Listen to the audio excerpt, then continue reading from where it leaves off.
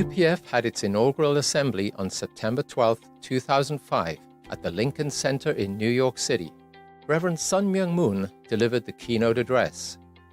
In closing, I ask you to devote your best efforts for the development and the success of the Universal Peace Federation.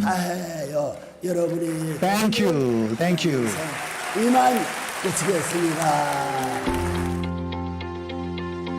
After UPF was founded, there was a series of world tours where the message of UPF was taken literally to every corner of the world.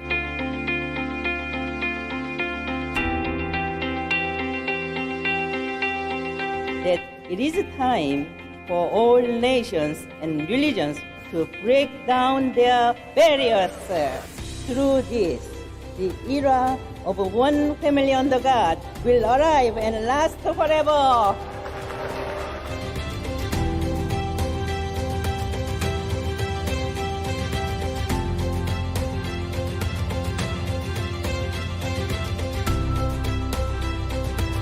UPF is God's cherished hope.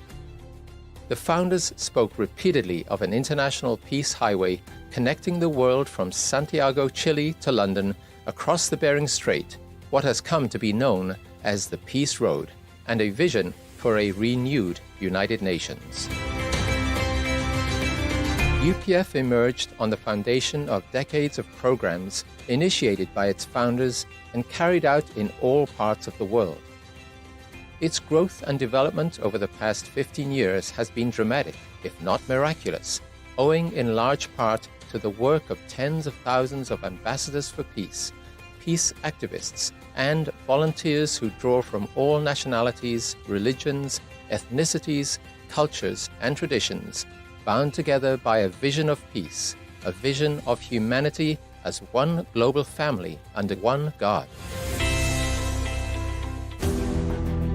The range of programs over the years has been both broad and expansive, from character education to strengthening the family, from conflict prevention to conflict resolution, from poverty reduction to environmental stewardship, from interfaith dialogue to youth service initiatives, from support of the United Nations to partnerships with the African Union, and a wide range of international organizations and NGOs. UPF has a global, multinational, multi-faith network of more than 100,000 ambassadors for peace who support and contribute to the mission and works of UPF. UPF's highest award, the Leadership and Good Governance Award, has been given to distinguished leaders the world over.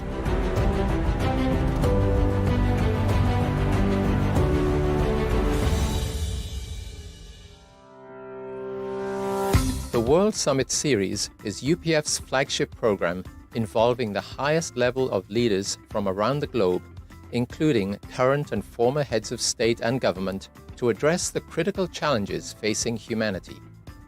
Very appropriate that we're here on the 100th anniversary of Reverend Moon's birth, because out of the devastation of World War II and the Korean War, he and his bride found the courage to dream that they could achieve something.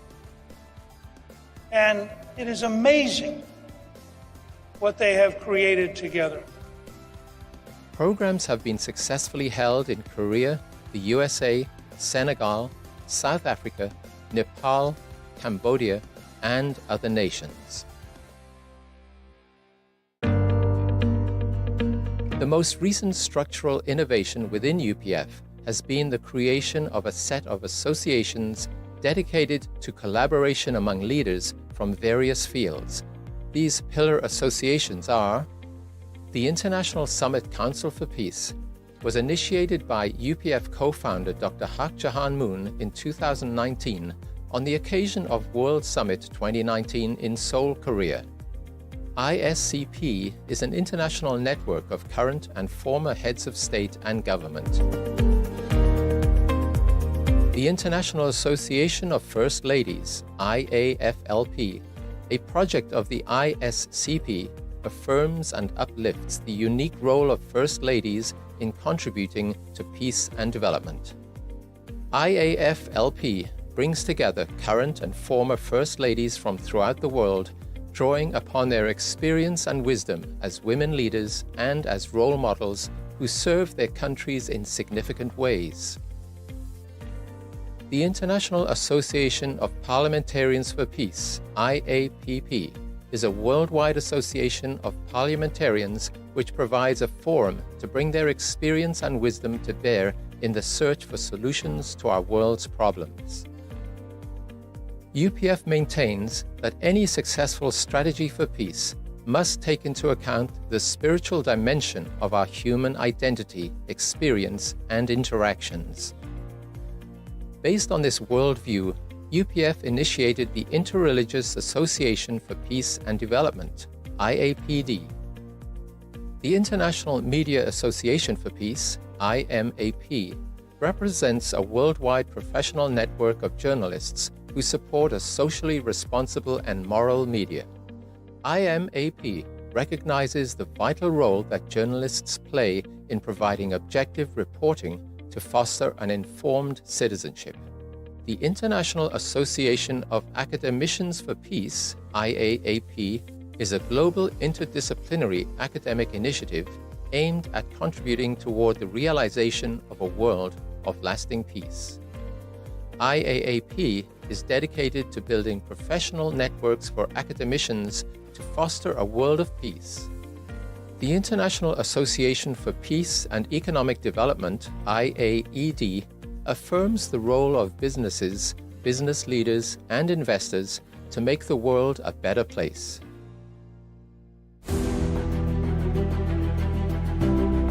In early 2020, UPF convened a rally of hope featuring dignitaries including Pastor Paula White, Cambodia Head of State His Excellency Hun Sen, President Macky Sall of Senegal, former Canadian Prime Minister Stephen Harper, former U.S. Speaker of the House Newt Gingrich, former UN Secretary General Ban Ki-moon, and many others. I believe that the Universal Peace Federation and its a broad set of partnerships in the realms of politics, religion, academia, media, economy, arts, women and youth serve as a good model. I believe the Universal Peace Federation will become a cornerstone to build lasting peace around the world and a heavenly unified Korea based on interdependence, mutual prosperity, and universal values.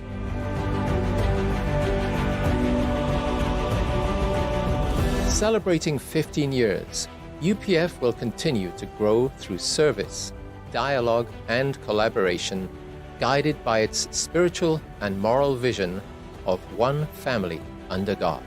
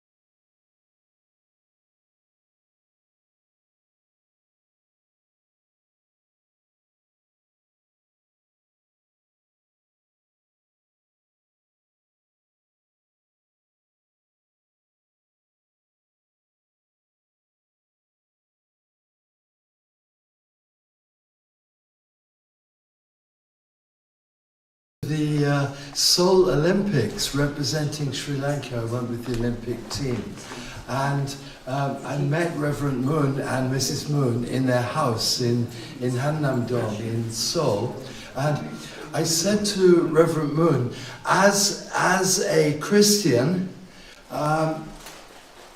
your holy books are written, but we meet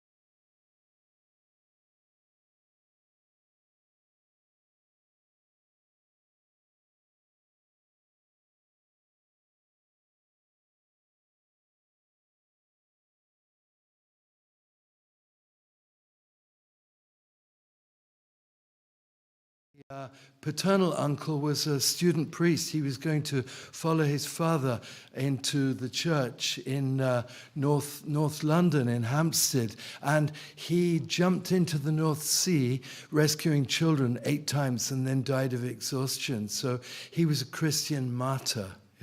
At the age of 21, 22, something like that. So I had a lot to live up to in my upbringing, and I swore I would marry a German since about the age of 6. And I'm very proud to say that I did marry a German, and I have 4 children and 4 grandchildren now. So, thanks to God.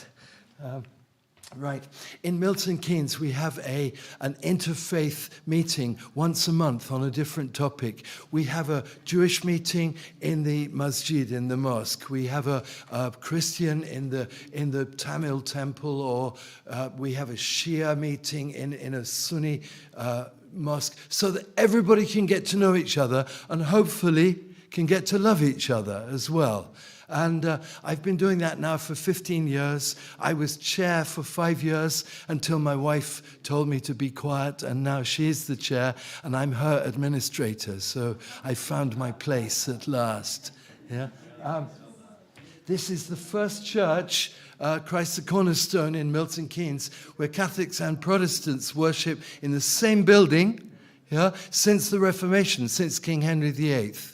Unfortunately, Catholics are not allowed to break bread at the same time as Protestants because of transubstantiation. So we have a little bit more work to do. So we have a Reformed synagogue, we have Church of Jesus Christ of Latter-day Saints, we have Sai Baba, we have the Friends, the Quakers, we have a Buddhist organization from Japan, and we now have a Sinhalese Hinayana temple right next to the Mahayana temple of the Japanese, which is something I never saw in Sri Lanka, but I've seen it here. So the topic tonight is the role of interreligious wisdom in public discourse. 3 years ago, Robin and I were given the great honor of going to Buckingham Palace for one of the Queen's tea parties. And we met the Muslim lady who runs a Jewish, Islamic, Christian interfaith cafe, so that once a month we go to the church and we bring people of all different religions together and we eat together. Yeah? If you sing together, you cannot fight. If you eat together, you're munching so much you cannot fight. Yeah. So she has got a OBE and recently a British Empire medal for her charity. So I was that far away from the Queen. You know, Canon Anne Easter was the Queen's chaplain. She's very privileged and very blessed to be with such a marvelous lady for so long. I thought, what do I, little me, say if she actually asked to speak to me? And I said, I want my town of Milton Keynes to become a city. But with divine providence, that was the last thing she did before she passed over. She made Milton Keynes into a city. So we're now the city of Milton Keynes. We always thought we were. So we have an Abrahamic choir in Milton Keynes where we have people from all religions, but specifically Muslims, Jews, and Christians who sing together. And we sing in Arabic, we sing in Hebrew, we sing in English, in the same, different verses in the same songs. Yeah, to set the standard, set the example, not to do what we say, but do what we do. Yeah. We were going to have a meeting on my love for the planet, on environmental concerns, and then there was the dreadful conflagration in Israel between brothers, between Abrahamic blood brothers, yeah, cousins, yeah, and we thought we can't have a meeting saying nicey things about rivers and rabbits and ecosystems. So what we did was the Anglican minister of the church invited our Jewish representative and our Pakistani Islamic representative to light one candle together and have a minute's silence of every for everybody in the audience. So this was on the day that the Bishop of the Bishop of Oxford, who's our upline bishop, came to bless the city of Milton Keynes. He said, I've blessed many things. It's the first time I've had a whole city, he said. He said, this is a delight. But it was a very serious day. And Khurshida, the Muslim lady, you can see, she was pouring with tears. And it was not a time for celebration. It was a time for deep repentance and inward thinking. What have I done to serve God? What have I done to serve mankind? Do I deserve grace or not? And we were all crying. We've had a lot of meetings of community leaders sponsored by our Pakistani mosque in North Milton Keynes, where people get together and we've published a letter of support for multiracial, multi-religious unity. We sent it to our members of parliament, who both ignored us entirely. But the mission goes on. Yeah. So we gathered in our interfaith meeting under the topic of if we pray together, we stay together. I didn't allow anybody to give a speech because there would be grandstanding and political statements. And being living in India when Mrs. Gandhi was killed and living during the civil war in Sri Lanka, I do not like politicians at all. Sorry, I'm highly prejudiced. There's good politicians, I'm sure, but I have to be introduced to them first. Yeah? This is my good wife leading the prayers. The MC is Quaker lady. Quakers do not speak. They stay silent until the Spirit of God inspires somebody in the audience to say something from God. So what she did was she kept a 15-second silence after everybody's prayer. So it was just before Diwali, so we had our Christian altar decorated with Rama's paraphernalia for the return of Rama. We had Nipponzan Myokyoji, Japanese very active peace activists, anti-nuclear Japanese peace activists. We had our Shia representative went up to the Jewish representative, hugged her, and said, "I am sorry. I have nothing to say to God. I am just sorry to you." Which again made everybody cry. Yeah. Church of England, this is the Hindu Association, this is the Catholic representative, this is the Baha'i religion, this is the Church of Jesus Christ of Latter-day Saints, the Turkish Muslim representative, this Serbian gentleman is Seventh-day Adventist pastor. He's a firebrand, absolute firebrand preacher. Along with the Satya Sai Baba group. We had 85 people who came. Nobody was allowed to speak. Yeah? And we all lit one candle, which I'd like you to do after my presentation. And I bought 24 candles, and by the end of the meeting, we had 24 religious representatives, not necessarily leaders, but representatives who lit one candle. So we used every single candle. So thank you very much. Thank you, Robin, for inviting me.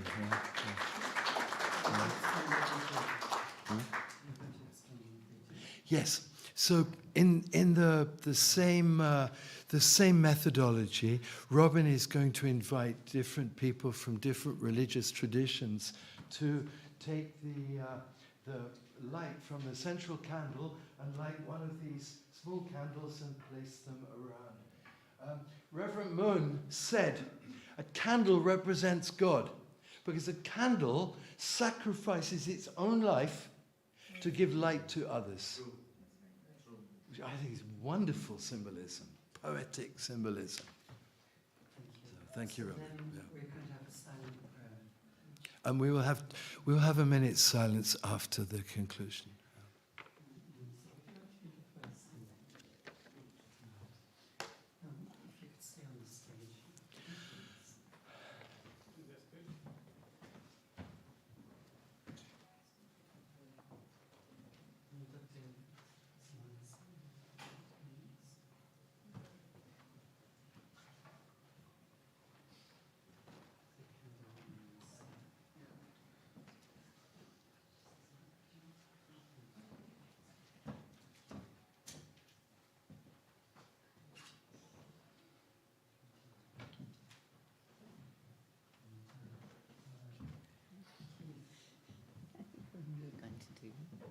Are you going to do it? Yes. That's good.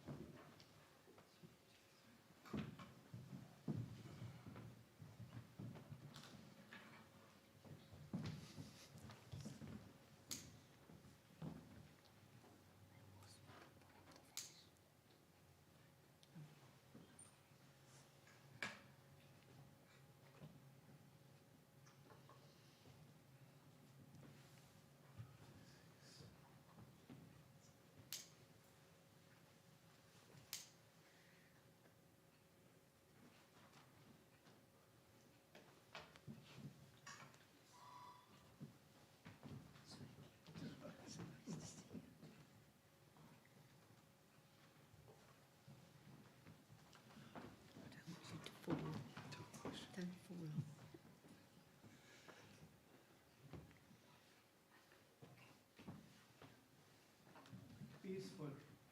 Peaceful world.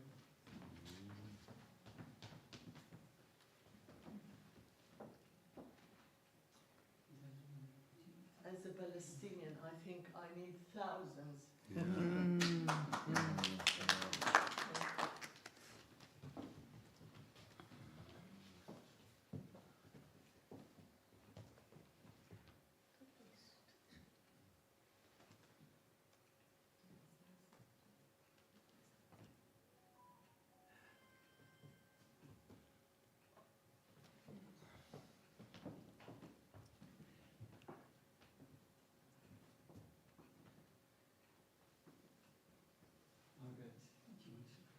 From another conflict area, from Sudan.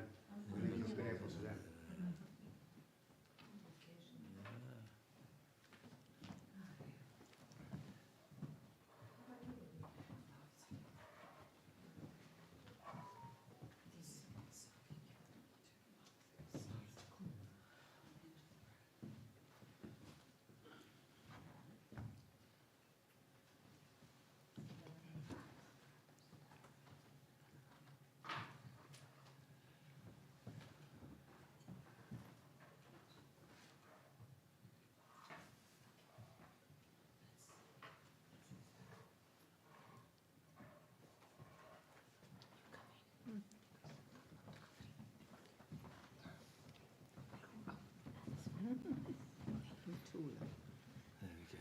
Do you want to go in a little bit?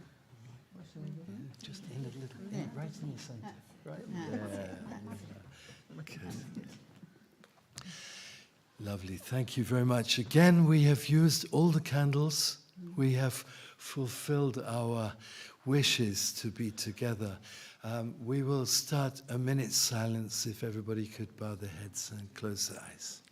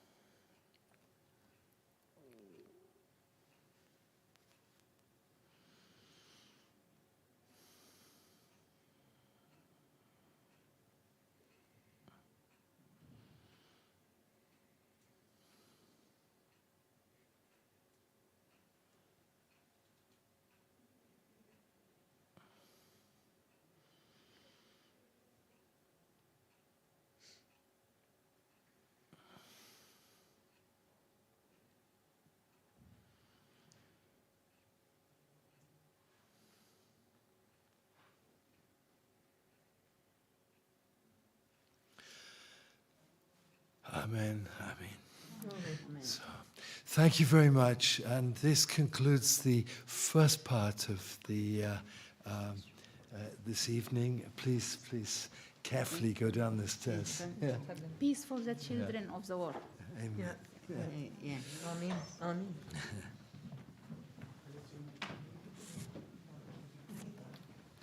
I'll hand you over to the host for the evening, Reverend Robin Marsh.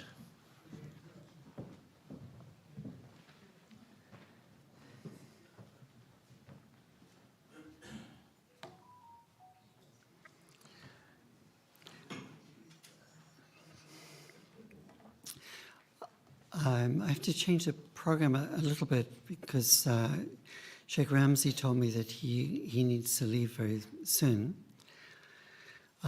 So, Raymond, could you pin Sheikh Ramsey as on Zoom?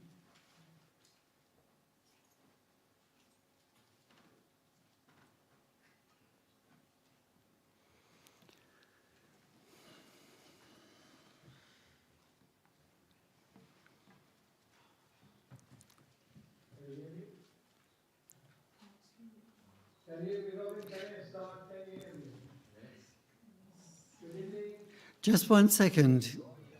Yep. Oh, we've got you. Yes. Please go ahead.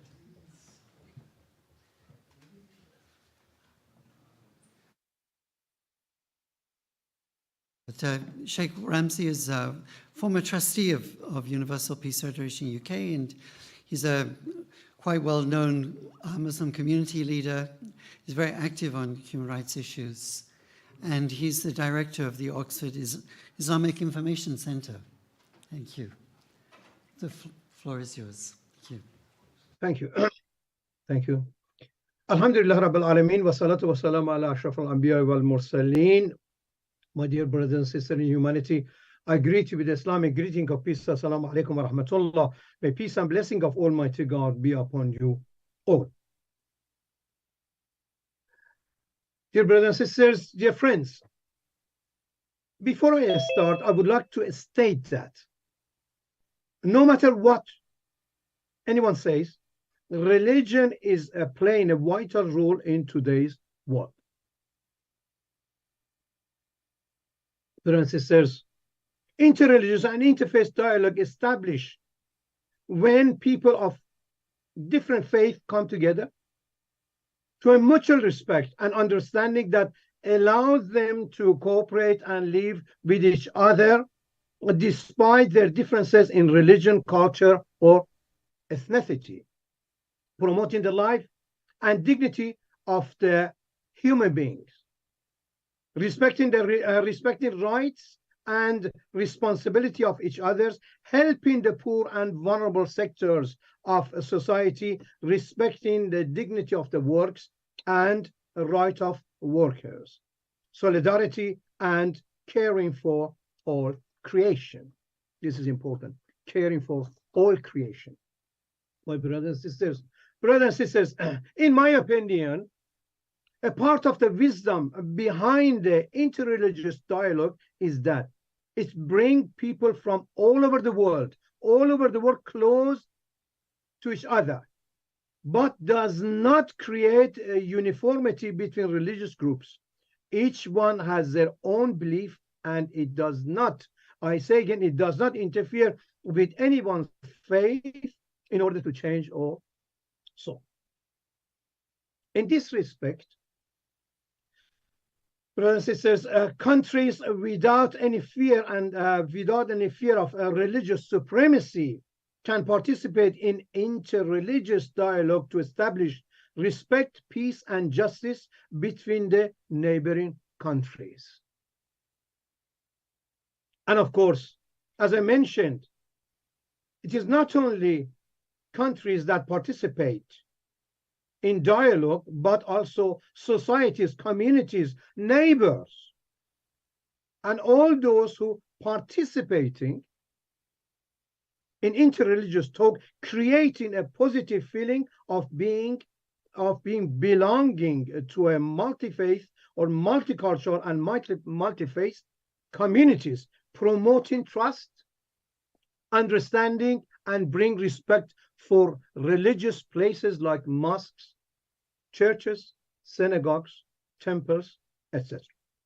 And share a common principle of faith-based action, building sustainable society, working together in order to establish justice and peace-based society that promote integration and cohesion between the members of their communities. My dear friends, dear brothers and sisters, this is the foundation of any multicultural and multi-faith society like Britain and others.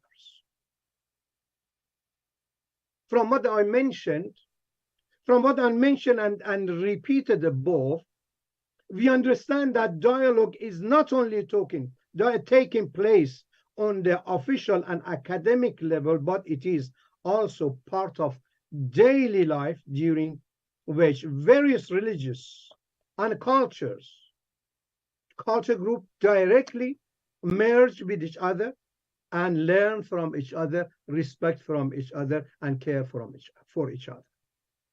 This dialogue and understanding will eradicate, is very important. This dialogue and understanding will eradicate any kind of phobias, be it Islamophobia, anti-Semitism, Black Lives Matter, and all. But I'm all involved. My dear brothers and sisters, I give one example of the politics looking to religion as a solution to the world's problem. U.S. Secretary of State, John Kerry. I'm sure everybody knows, of course, he's a politician. Hope so. Said one of the most interesting challenges we face in a global diplomacy today is the need to fully understand and engage the great impact that a wide range of religious tradition have on foreign affairs. John Kerry said. And he continued. I often say to myself that if I headed back to college today, I would choose the subject of comparative religion rather than study political science. Of course, that is because religion plays an influential role in every region of the world. Brothers and sisters, we talk about the Tony Blair, a politician. I hope he's a politician. Said, it's very important as well. Do we seriously think the issue of the Jerusalem can be resolved without any discussion and dialogue between the three Abrahamic religions? Brothers and sisters, protecting religious freedom should be the priority of all democratic countries, including Israel. Brothers and sisters, I believe the foundation of the modern world should be based on interreligious and interfaith under one God. There will be no place in our world without an understanding of the place of religion within it. This is a very, very important point, brothers and sisters, because I worked over 40 years in that interfaith religion. 40 years, which nobody know in the time which nobody knew what the interfaith is, and they did not want to get involved at all. All religion I'm talking about, dear friends. That is what the world needs, religion. Therefore, we should get along and learn from each other to achieve the world peace. The religion bring the world peace. Couple of days ago, I said in the GB News that it will bring peace, because they were talking about the religion. Is the religion can help? I said yes. The wisdom behind working interreligiously, my brothers and sisters, make it possible for us to bring about the world justice and peace. Bring the world to justice and peace. In my opinion, the last one, of course, in my personal opinion, as one who works for over 40 years on building the interfaith, interreligion around the world, I say it is time that religions of one God leads the world to establish the world peace. It will do it. The religion will establish. Unfortunately, truly, politics failed us. Religion should take the lead. God bless you all. Thank you for listening.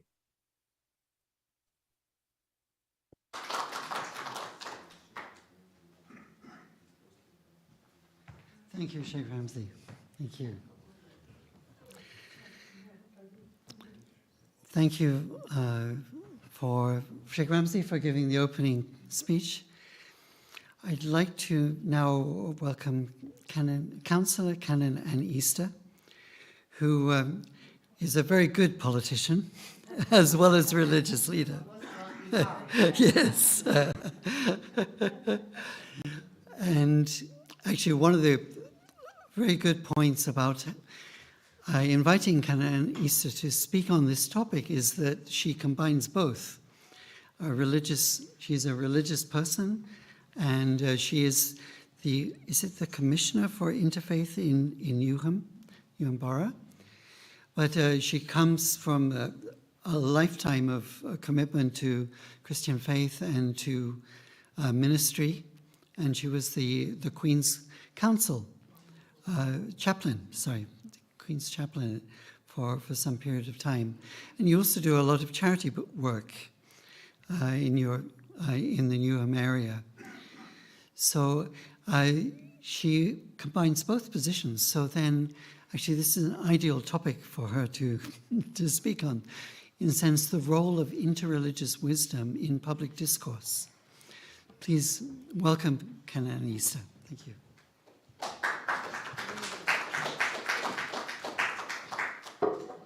Thank you.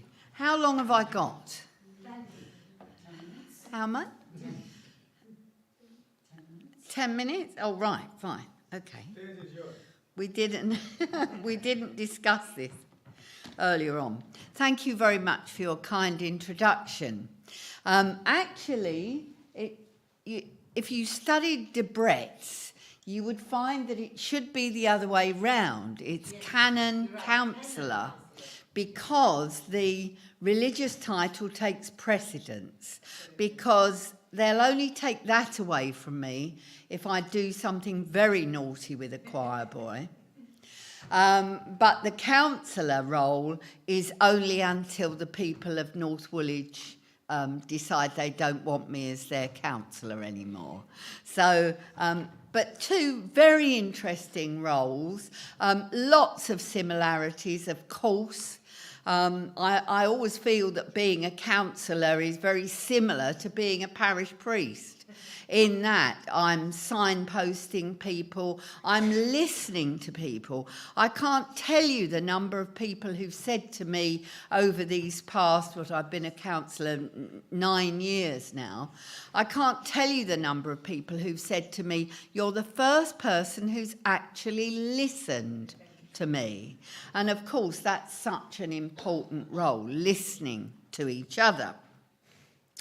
So, I met my husband at the visit of a new bishop's house in Chelmsford Diocese.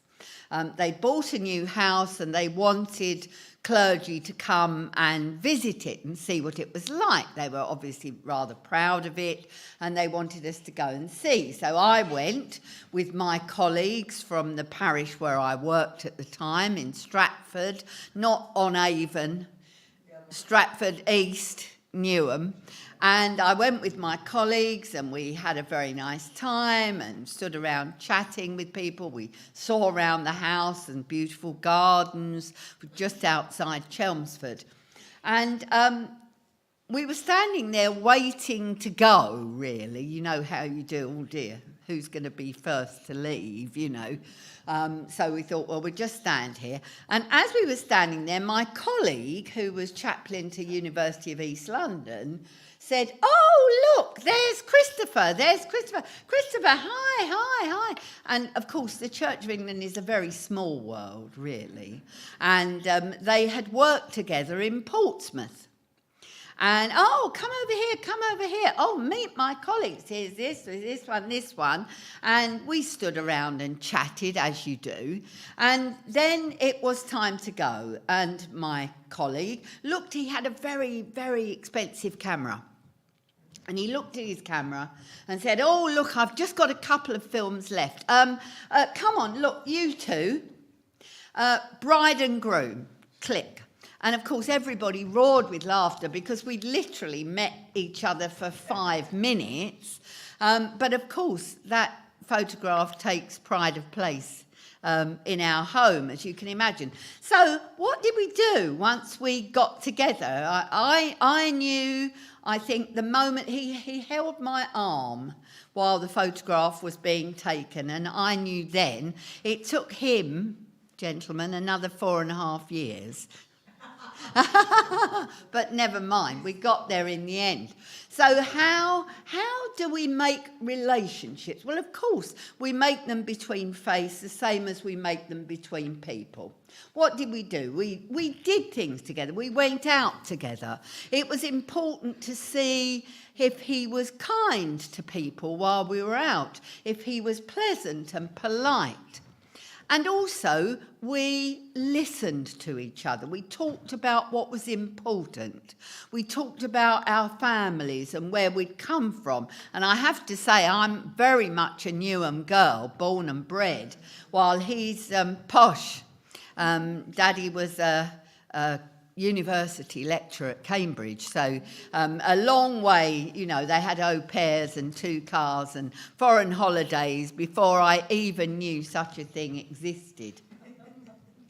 But there, so we found out about each other, and that's how relationships develop.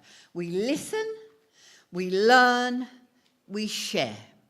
And in Newham, which is an East London borough, quite poor, not the poorest borough in the country nowadays, because we've had a little bit of gentrification thanks to the people who can't afford to live in Hackney, but live in Newham instead, because it's fairly near. We are about 340,000, of whom 40% of us are under 25. So a very young borough, lots of people around. It's very buzzy, Newham. It's very sort of exciting. It feels there's any hour of the day and night, there's things happening, there's people moving, there's traffic going, there's always something going on. And the lovely thing that there's lots of lovely things about Newham, but one that I particularly love is the fact that almost everybody has a faith. It's very normal in Newham to have a faith, you know. In fact, it would be quite the opposite. If they said, well, what faith are you? And you said, well, I don't really have one. They would, well, why? You know, that's very peculiar. Why don't you have a faith? So and the Christians at the last census were about 100 more than the Muslims.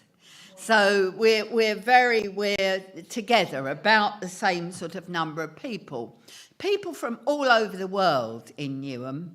And so all sorts of different Christians, Romanian Orthodox, Greek Orthodox, Church of England, all sorts of Protestant churches, so Methodists, Baptists, Congregationalists and so on, all sorts of different brands of Islam, but of course next to that, Sikhism, Hinduism, all sorts, Buddhism, Jains. I think somebody described themselves in the census as being a Star Trek person. So, well, okay, which seems a bit wild, but there you are, if that's what they think they are, fair enough. And what we do with the Faith Forum is to listen, to learn, to share.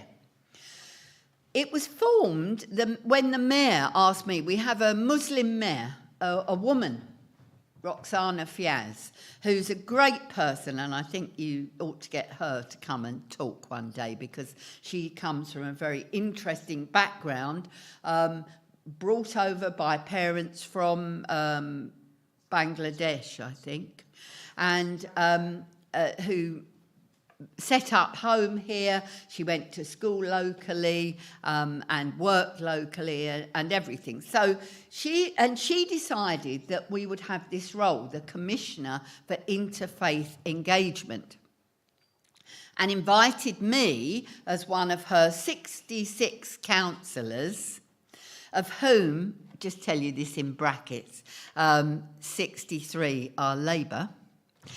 We did have, it was 100% until a couple of years ago, but the Greens elbowed their way in, and so that's good, interesting.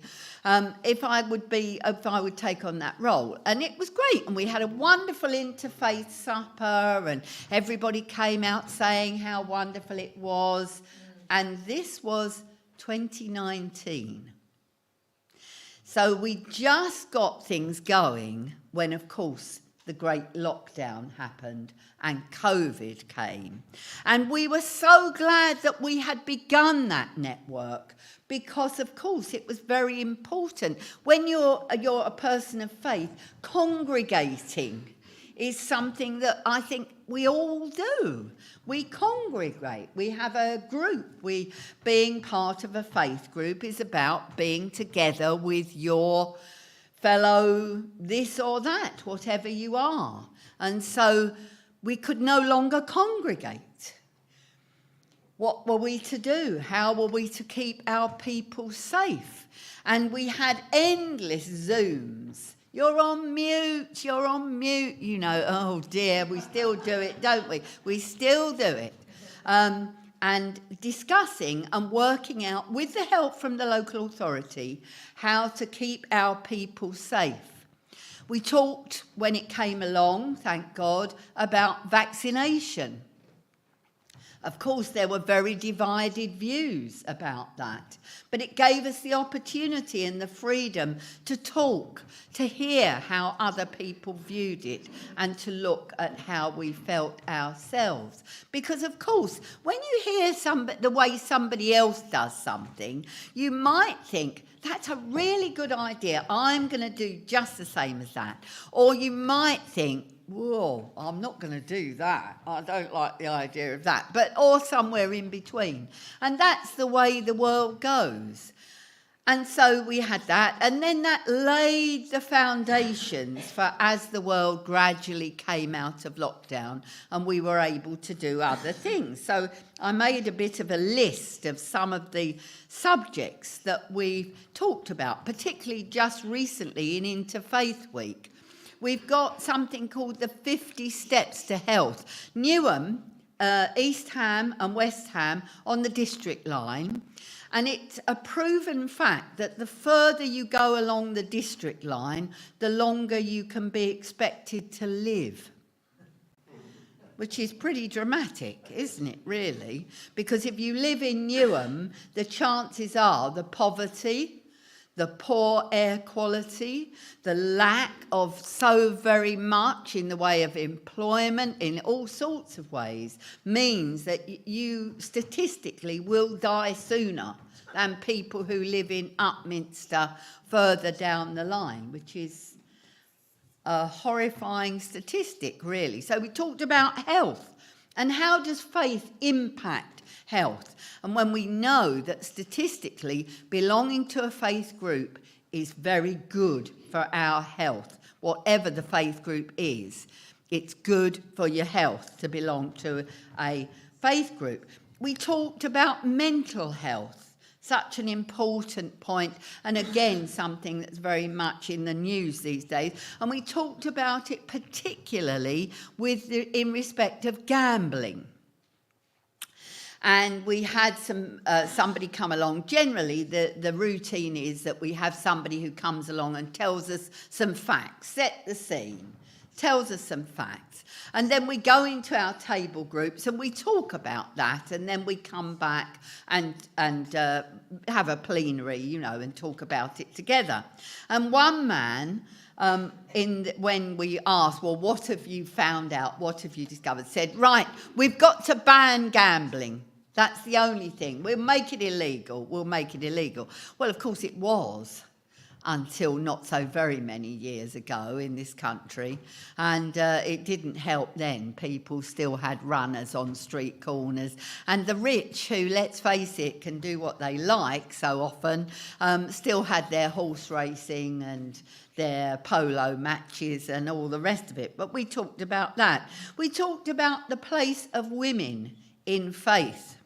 And if you were to ask me, what problems have I had around chairing the Faith Forum in Newham? One of them I would have said, and it doesn't usually come to me as a problem, is that I'm female. And that so often the people who come to our groups, the representatives, are male. And of course, I realised that's exactly what would have happened, I don't know, perhaps in my grandma's time, that if you'd had a meeting, an open meeting, it would have been the men from our congregation that would go and represent the church family or whatever there, because they tended to be the leaders. And so it was very important to me to talk about the place of women in faith. We ventured out a bit and talked about the end of life. Partly, very practically, because I understand that in some faiths, the feeling is that the end of one's life is down to one's creator. And that's all there is to it. So you mustn't prepare for it. You mustn't do anything, because who knows when it's going to be, and when it comes, that's it. You're out. Or wherever. And what people had found, and of course you're in the West, people who are ill go into hospital, where perhaps were they in their home country, they would have stayed at home and been looked after by the family. But people in the West tend to go into hospital. And so the nurse or the doctor says, right, have you talked about, things like do not resuscitate? And if actually your belief is that, you carry on until God says stop, you won't have discussed that. You may not have a will. In fact, in certain groups and faith groups, very unlikely that you'll have a will. So, of course, then there's going to be all sorts of fights and fisticuffs about who gets the good china and who gets the gold and who gets this and that, So that was very interesting. And then the second half of the evening, we talked about what happens after death. So where are we going? What's it going to be like? And that was fascinating to hear different people's views and ideas, different faiths, where they come from, depending on where they are, what might happen. We then got a bit confident, I think, after that, and decided that perhaps we could talk about something even more difficult. And we talked about sexuality and spirituality. Does my faith fit my way of being? Because we know that in certain faiths, things like homosexuality, women, all sorts of things are not permitted. And so we wanted to talk about that. And it was very interesting. Of course, it was at the very... We didn't get very deep. Let's put it like that, because we were quite a big group. People wanted to ask questions of the faith reps that were there. So we didn't get as deep as we might have done had there been half a dozen of us sitting round a table. But 2 people separately came to me afterwards and said, I have never spoken about those 2 things in the same sentence. And yet how important. So much part of our identity, our faith and our sexuality, where we are.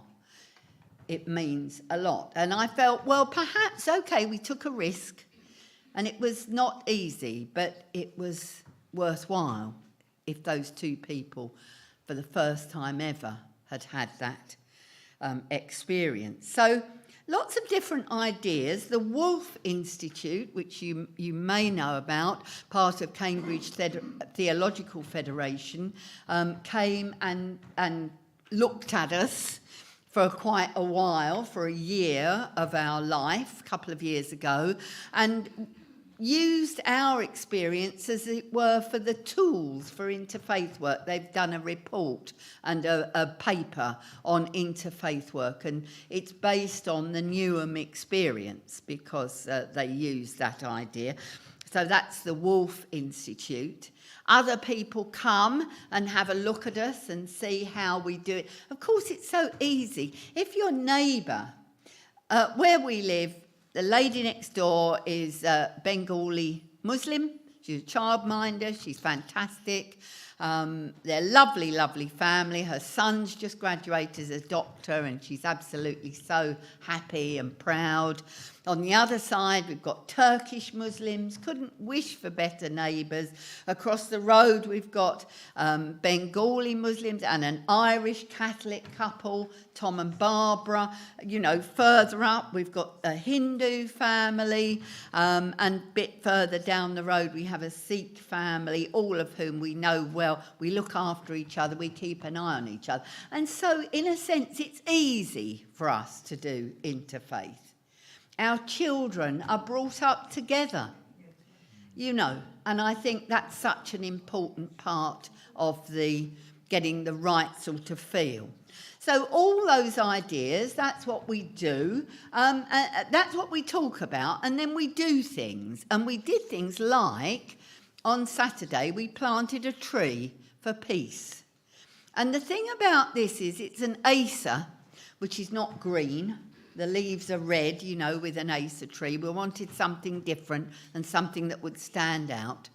But the thing about a tree, which was about, I suppose, that round when we planted it on Saturday, it will grow, they told us, to 40 feet, and it will last for about 350 years. It's very unlikely that any of the group of about 25 people of different faiths will be able to sit and luxuriate under its shade. But that's not why you plant a tree. You plant a tree so that your children and your grandchildren will be able to luxuriate in the shade of that tree. That's what it's about. We make peace, we make relationships, we share love so that the world will be a better place for our children and their children. Whether we have our own children or not, that's the important thing. We can't do everything in Newham, we don't do everything, but we try to do small things well. It's not an enormous group. Probably the largest we've had would be 60, 65 people, something like that, at some of our more popular discussions. And out of 340,000, that's not a huge percentage. But I hope that the ripples of that work go out and that people say, you know, because what they always say is, we have so much in common. We have so much in common. We listen, we learn, we share. Thank you very much.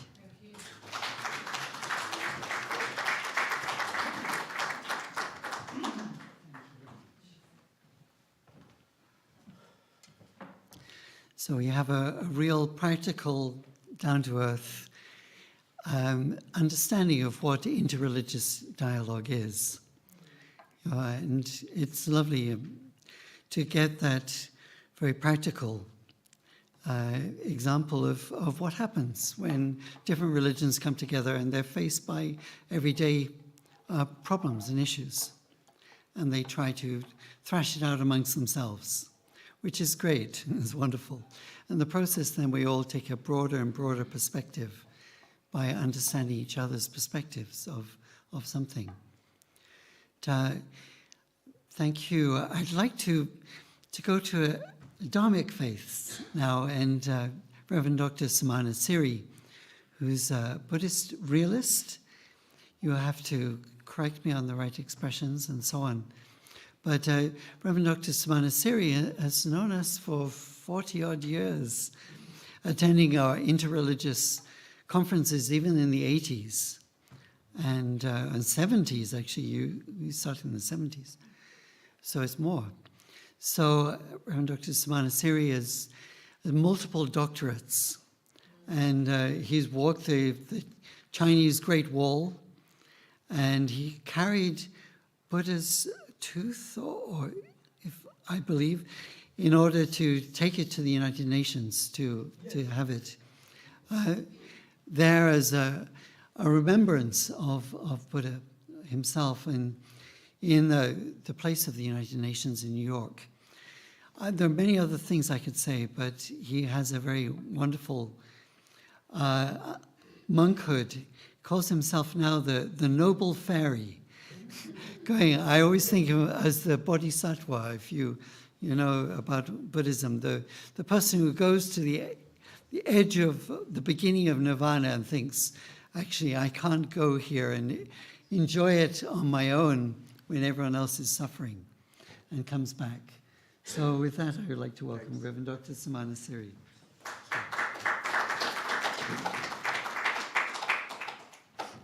Thank you very much, Robin Marsh. Today, as you see on the board, the discourse is about wisdom in public discourse. How is wisdom different from knowledge is a very important thing. The final attainment in Buddhism, which is my religion, when I say my religion, I'm not just a Buddhist monk. I'm the first Buddhist monk in Oxford University to become a Christian theologian by license, 4 years of training. And also I'm a politician in Asia who works from here sometimes and who goes back and forth very often. The interesting point in the Buddhist world is you attain not just mere knowledge. Knowledge is information, but wisdom is different. Wisdom is not knowledge. Wisdom is empirical and not theoretical. What you realize from your inner self, that is wisdom. What you learn from the IT, that is information. Wisdom means transformation. Transform for what?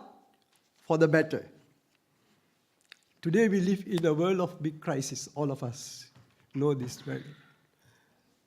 To make judgments about one party is not a very good thing. Even Christ said that, isn't it? So we need to be very balanced, living in the here and now, to see the power of now, how we can apply and become more wise rather than just making opinions. For in war, what happens according to the Buddhist system is the victor creates an enemy. The enemy lives in pain.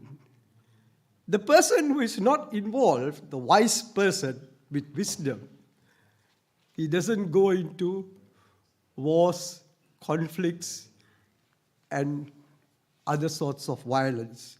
He lives well, he sleeps well. It's very important to understand the relevance of the discourse from this point. I'm taking now, as a theologian in Christian sense, how the Buddha and Jesus have related to see the similarities of these two quotations. While the Buddha says, let the wise man do righteousness. The example is a treasure that others cannot share, which no thief can steal, a treasure which does not pass away. Now you see how similar it comes in the book of Matthew in the Bible from Jesus. Do not store up for yourself treasures on earth, where moth and rust consume treasures on and where thieves can break in and take your treasures. And furthermore, it is said, build up the treasures where there is no moth and rust consume, that thieves cannot take. Imagine, 600 years before Jesus, what the Buddha said, you find in the book of Matthew. If I think from a wisdom point of view, there is no superiority in any religion. Because religion is to have a binding with something. Wisdom is not that. Liberational aspects in wisdom when you become wise. Because the moment you are bounded, then you are caught up. That is what in Latin, re ligare, to have that connection. We need to understand the world that multiplicity is a gift of nature. Respect, you will be respected. If you disrespect, you'll be disrespected. This is the universal law. Put religion aside. Think in common sense. think according to how our conscience can work, that we can understand, because the tendency of mere faith, rational faith is okay, but mere faith tends to make us blind. So you think, my religion is the best.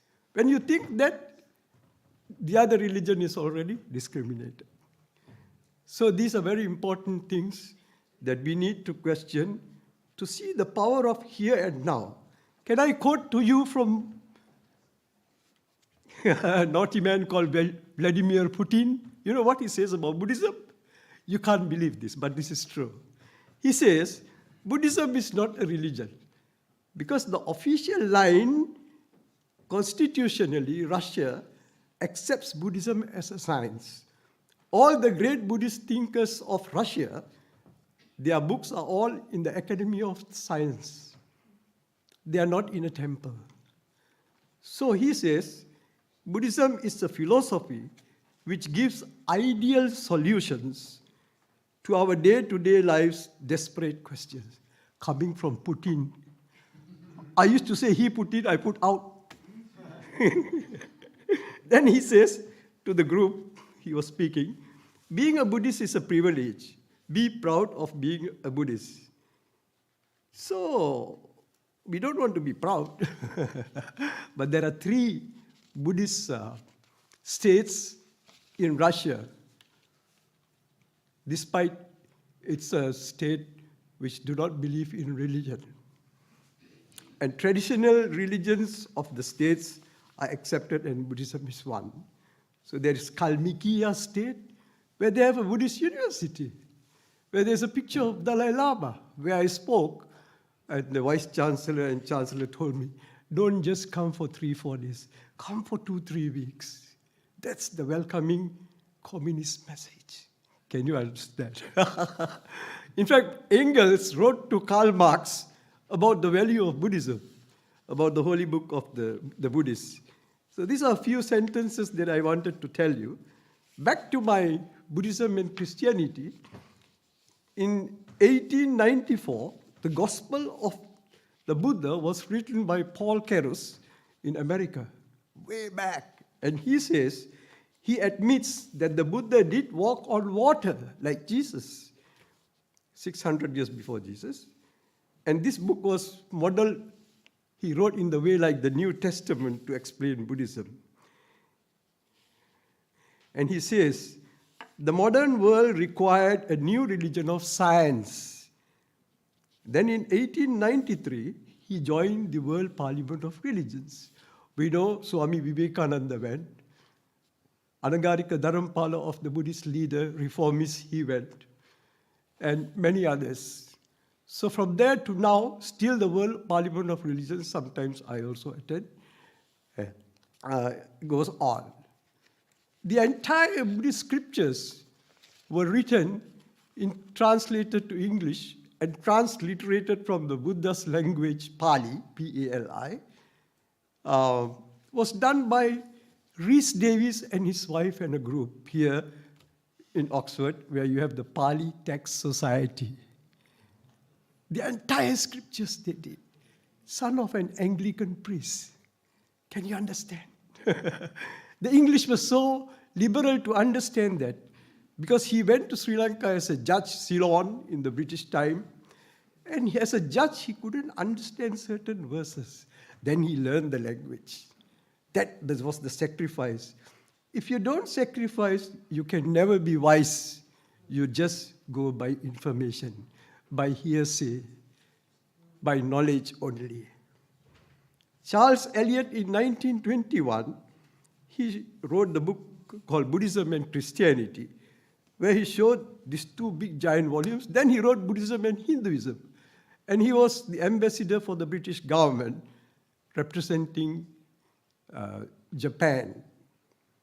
And if I may quote Einstein, what he says about all this, this is what Einstein says. All religions, arts and sciences are branches of the same tree. May all beings be well and happy. Thank you very much.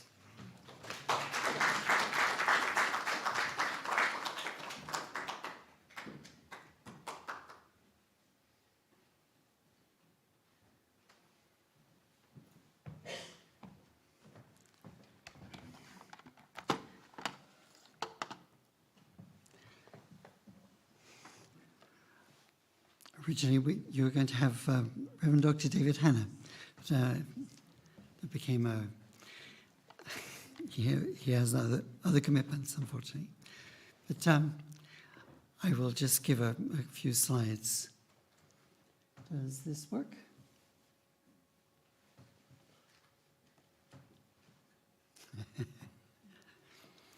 If this doesn't work, you've got the file anyway, haven't you? Shall I take...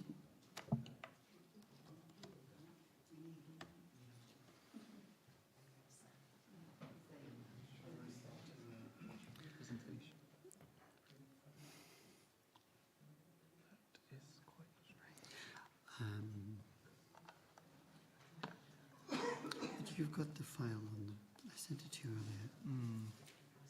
I can just start and then you can find it.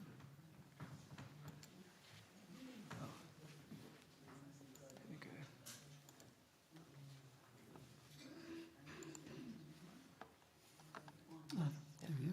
Thank you.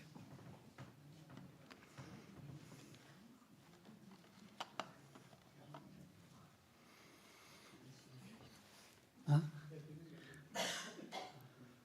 Did I do something?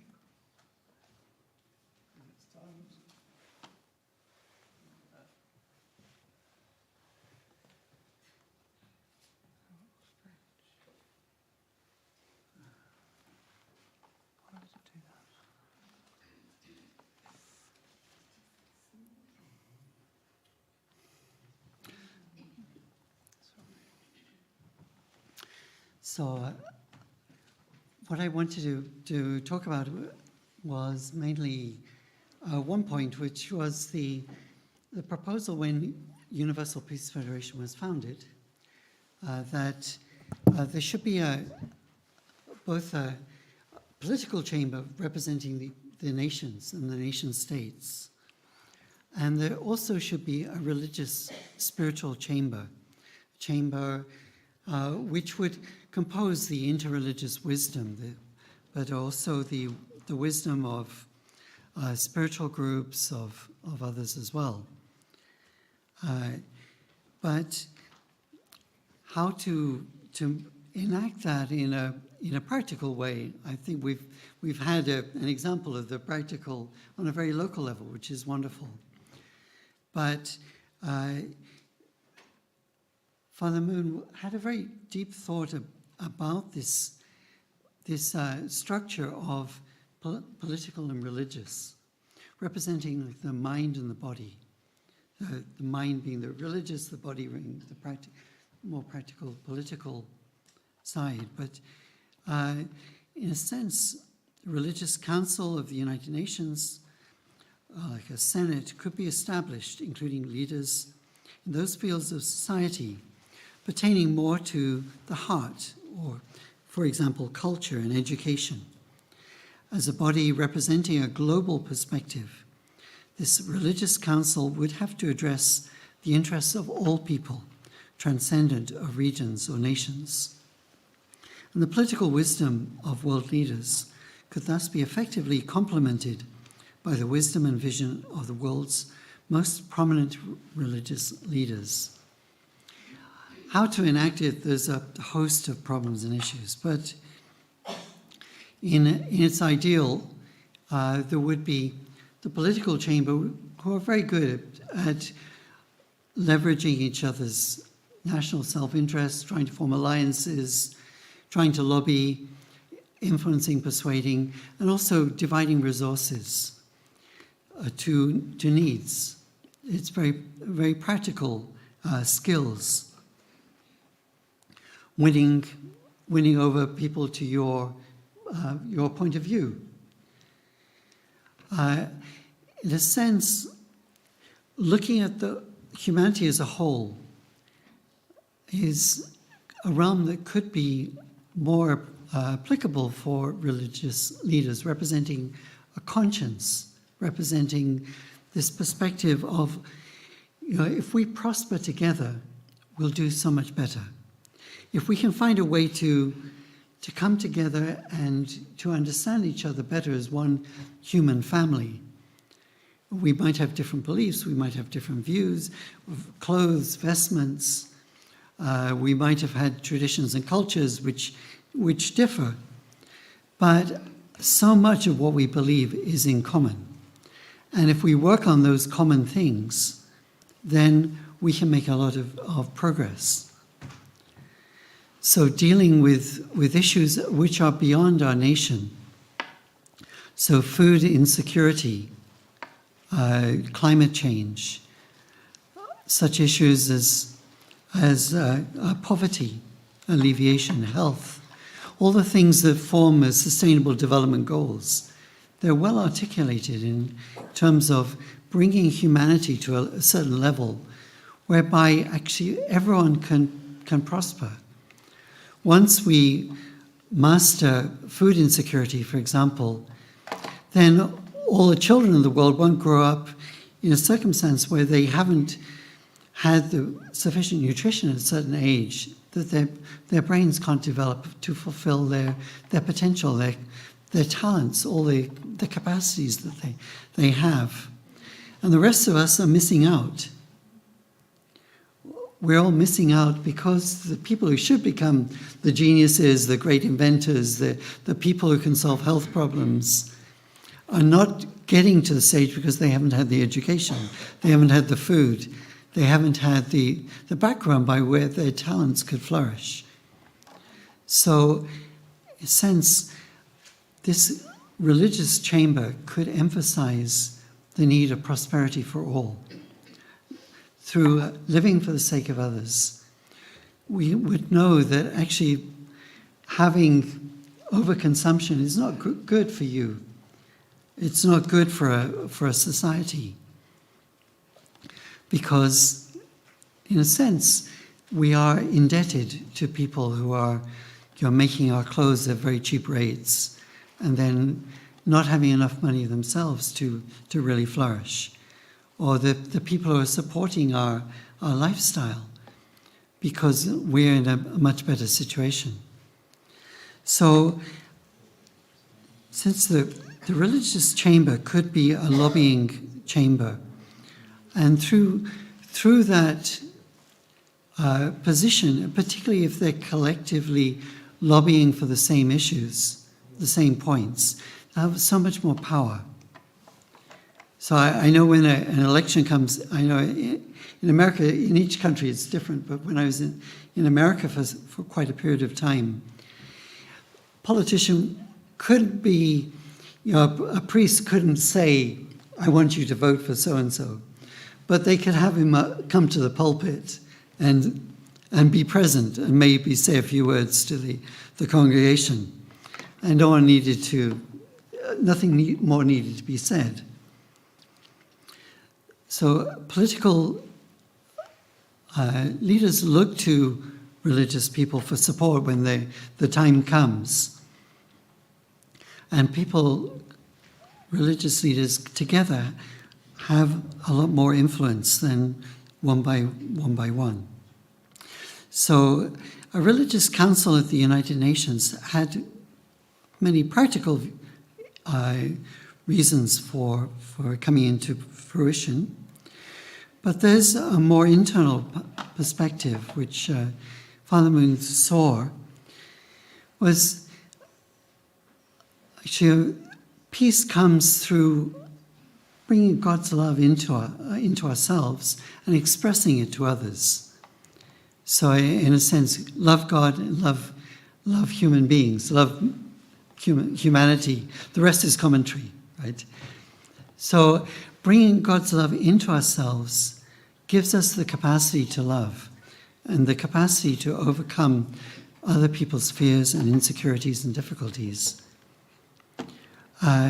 So Father Moon talked about this kind of ancient knot of Cain and Abel, this struggle of Cain and Abel, who hadn't got the parental love that they were supposed to have in God's original ideal because of original sin and fall. Therefore, Cain and Abel had, in a sense, a role to each other, to help each other to reach out to God.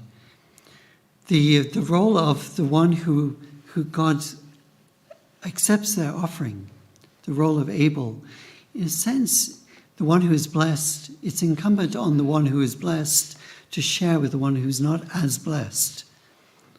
And through that, then there can be security, then there can be peace.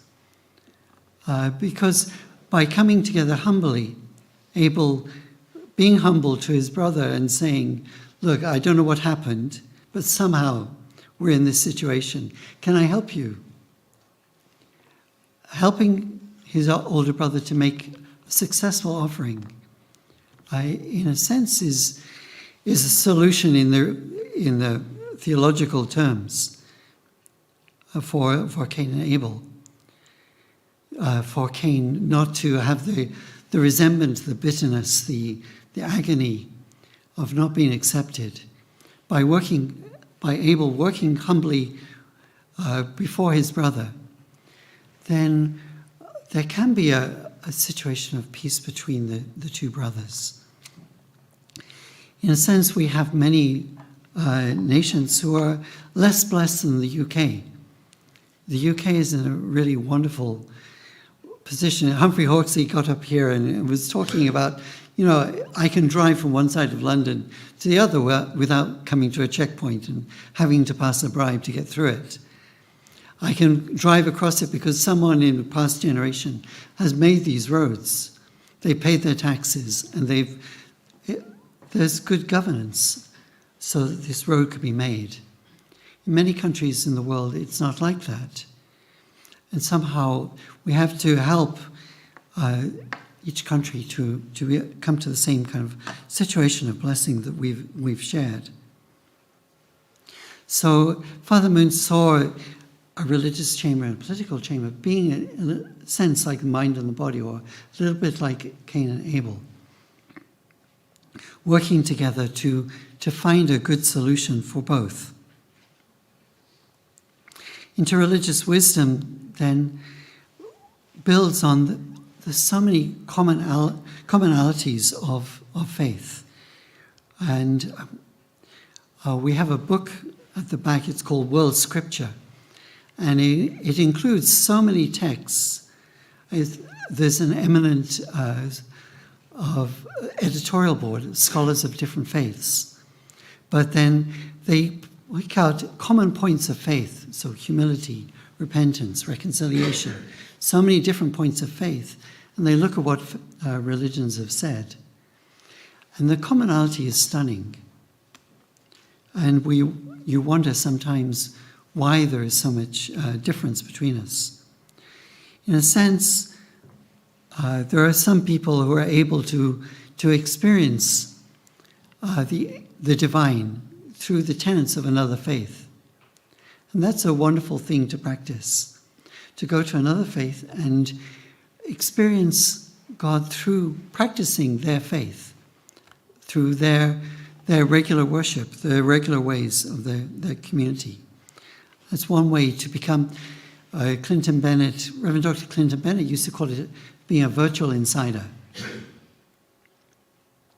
So the mission of an interreligious council, in a sense, is to build on this commonality, to promote interreligious dialogue, understanding, cooperation, to work to solve problems in the world that afflict us all, address conflicts with religious and ethnic bases, and the affirmation of the sacred value and rights of all human beings, regardless of religion, nationality, ethnicity, and faith.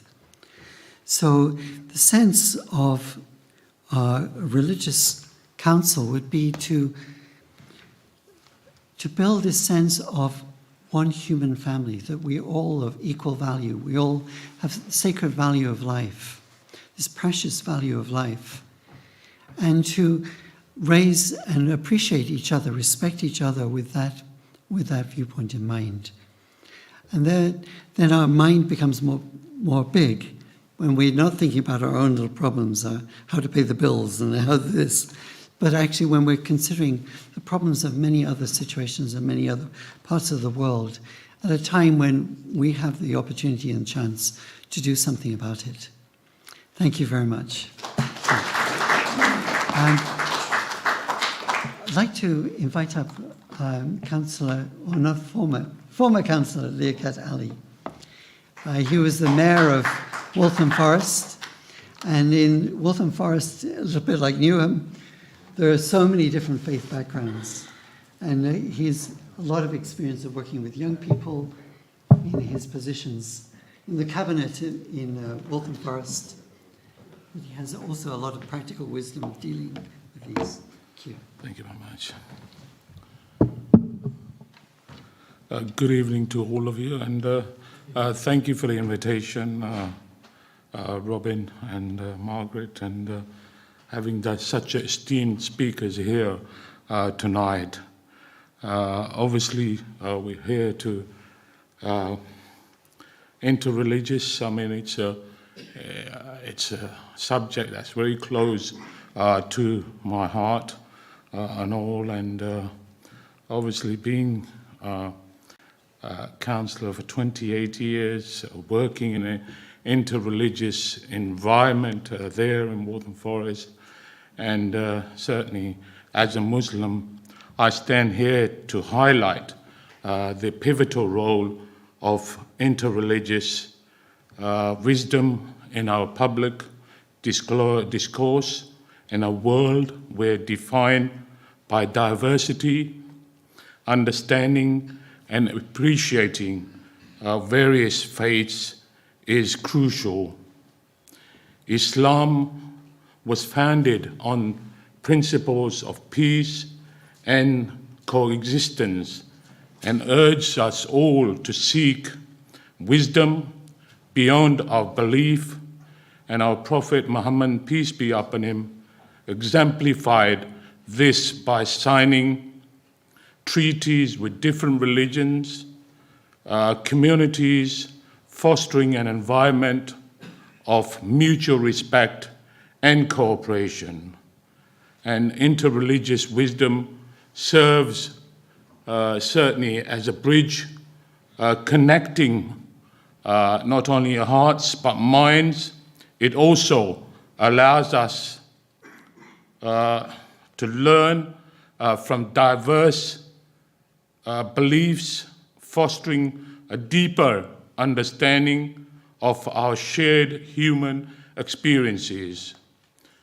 In a public discourse, this wisdom enriches our perspectives on societal issues, ensuring all voices are respected and valued, certainly engaging in dialogues based on mutual respect and cooperation leads to more inclusive solutions. It is our shared responsibility, irrespective of whichever faith or culture, is to engage in a meaningful dialogue. Let us all build connections based on empathy and shared values, transcending religious and cultural boundaries.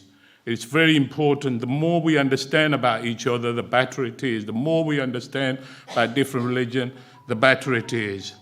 And certainly, the Muslim perspective of interreligious wisdom calls for dialogue, understanding, and inclusivity. Let's honor all our differences while celebrating our shared humanity.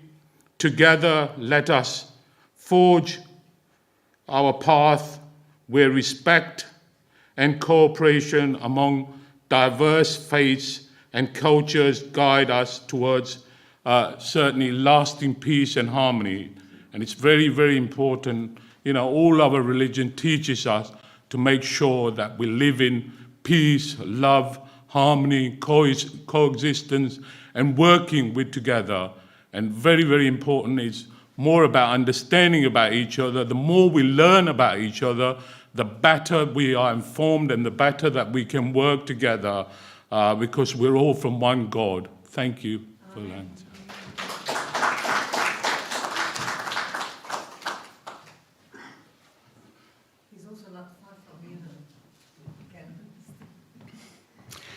So I'd like to invite up Margaret to MC and to do question and answers and so on. Margaret's very good at getting people to come up. I just like people, Sure. people to express, what they wish and give chance to the audience. So a friend of mine has got the hand up again, but it doesn't have to be very long because we are many people. So I invite Fatini. And is anybody else wants to say something? Let me know. Otherwise, I'll pick you. Yes, there are 2 picks, yeah.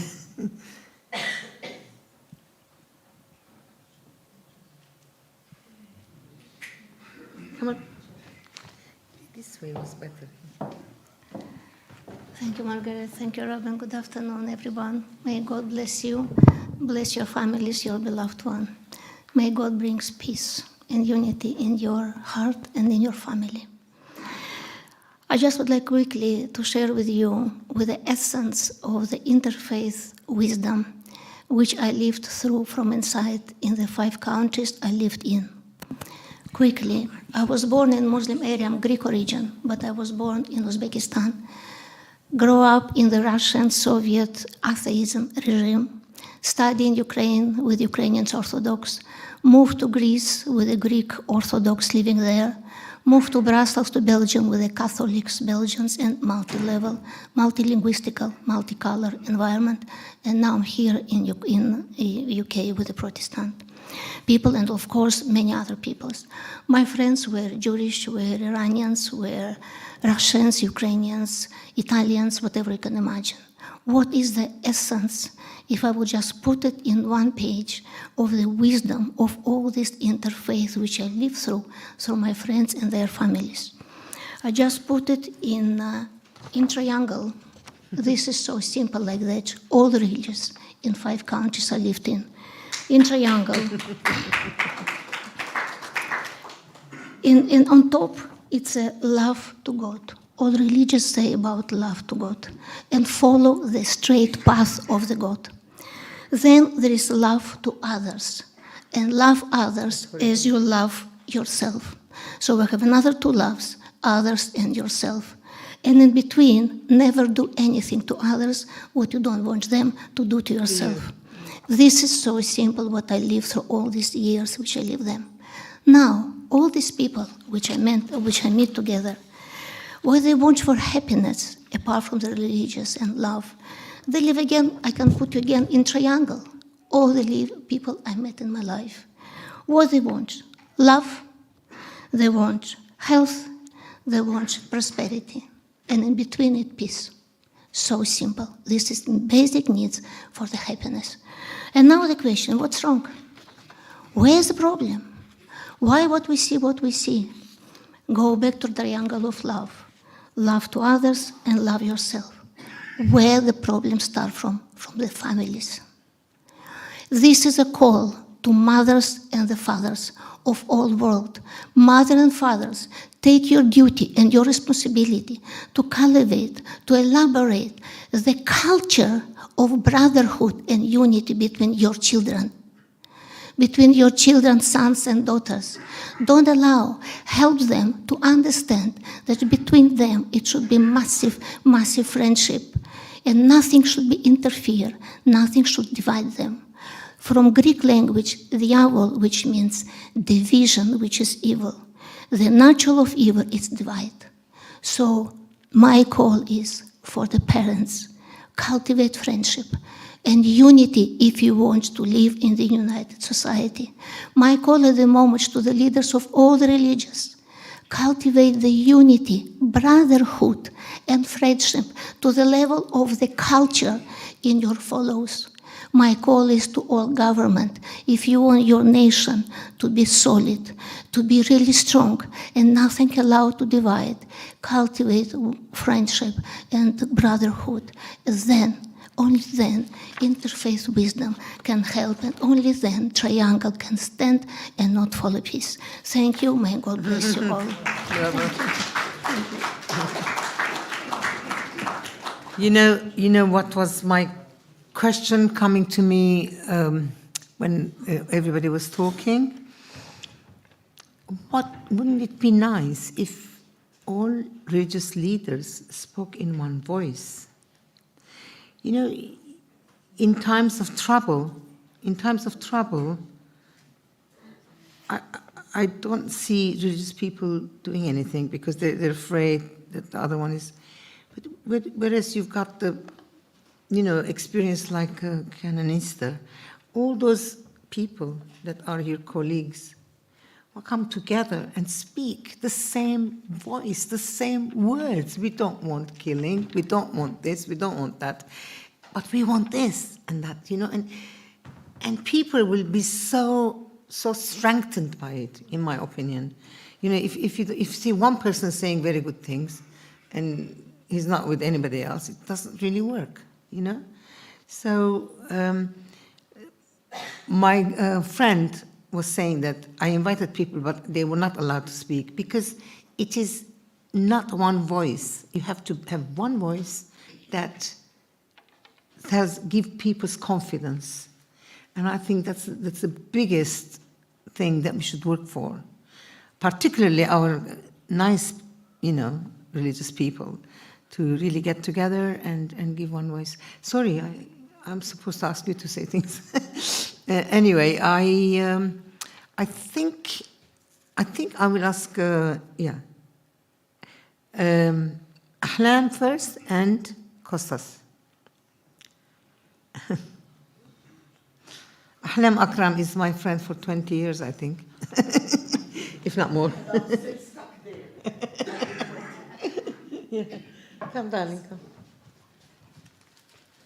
Very, very kind of a woman that worked with, she's Palestinian, worked with Jews. There's Jewish Palestinian group, and she did many things trying to be one voice, So we're still there. Thank you. Thank you for giving me the opportunity, and thank you for your support through all of these years. I happen to be born a woman. I happen to be born in Palestine. I happen to be born a Muslim. I had no choice in any, exactly like everybody here. The choice I made is that, and actually I must admit, Margaret and Father Moon have a lot of influence. At the beginning, when I joined the group, I really did not look at them this way, and I belittled, just bringing people and marry them and so on. With time, I realized the vision he had and how it helped us in all of these years. But for me as a person, to be honest, I think in the past 30 years when I started maturing, a bit late, but anyway, it's better late than never. Yes, absolutely. When I realized that we go beyond religions, it's our common humanity and justice and equality, especially for women. We want a peace culture. We want peaceful societies, communities. It is women are the key to humanize our societies everywhere. And without that justice and equality all over the world, and to get over, because as a woman, we are born with a natural instinct of giving, number one, giving endlessly, doing compromise to the maximum to protect our loved ones. Yes.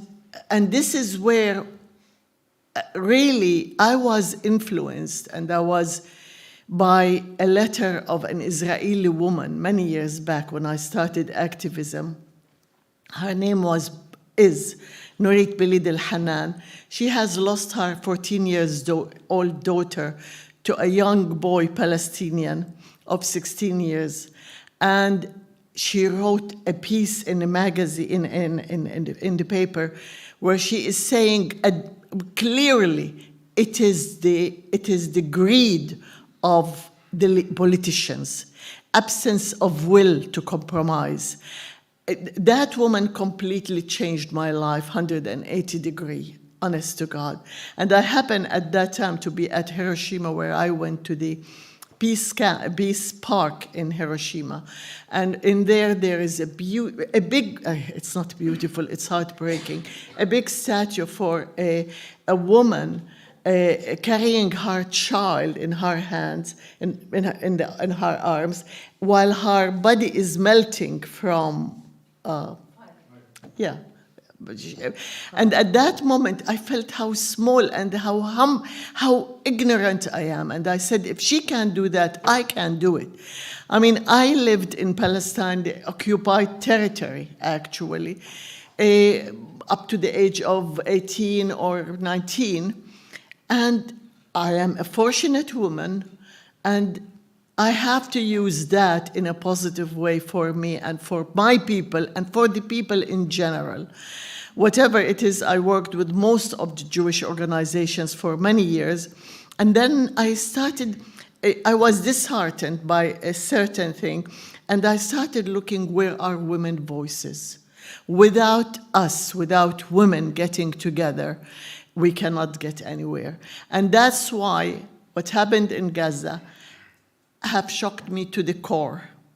And I went back to do my duty for both people, for each and every woman, for each child, whether Jew or Sikh or Muslim or whatever it is. And I started digging my old books, and actually we are having a meeting on Thursday, 30th of November at the House of Lords, bringing voices of women, calling for peace, based on international legality, but above that, based on our common humanity. And the title is Save Our Children's Lives, Basira Women for Peace Building and Global Security. Bravo. Please, everybody who can come, you don't come, it's all right. Just talk about we need women's voices from all backgrounds, because we are the ones who pay, God forbid, the heaviest price. And do I want that? No. I want a peace culture. I want a peaceful society, understanding, love in the name of God, in the name of whoever, but I want peace, and enough is enough. And thank you for listening to me, and thank you for giving me.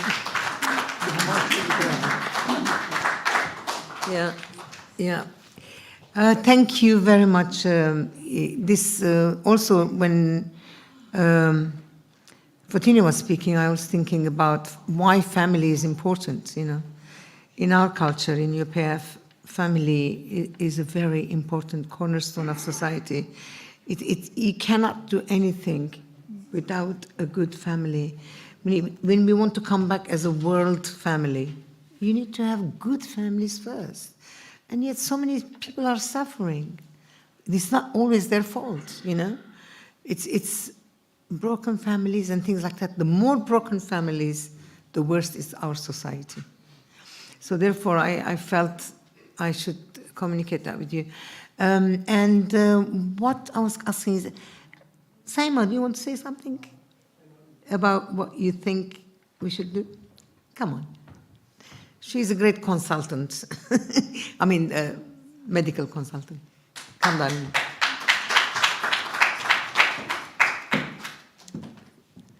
Hi, everyone. So it On the was spot. not planned anything, but it's always been a pleasure and honor to be here. What Universal Peace Federation has been doing, and it's all ambassadors and Duchess Noreen and directors and General Secretary. Peace, everyone has spoken so much and about faith and spirituality. I work as a consultant psychiatrist in Northeast London, NHS Foundation Trust. So know the Waltham Forest area. I work over there, Walthamstow. I won't say take your time much. Peace is everyone's business. Everyone need it. and faith, working with different communities, working with different, treating different patients, working with different communities. It's always important to be neutral and to be positive and to be optimistic. That's what I practice. Being neutral doesn't mean that you don't hold anything, any religion, religious belief or thoughts or values, or it's always, it means that accepting everyone, being empathetic, listening to them, understanding them. Being a consultant psychiatrist, my first training was that I am not aware of everything. I can't learn everything. I can't read every book. So it's like my colleagues, if someone is from a different ethnic background, I have a staff, I go to them, learn from them. If someone has different religion, respecting them, learning them, what's their understanding. That's what we do. That's what we expect everyone to be empathetic and open to everyone, because for me, it's first humanity. So that's my message, humanity first and love for all. Because if given the choice, if I have some religion, so it's for me, it's humanity. Thank you. Thank you.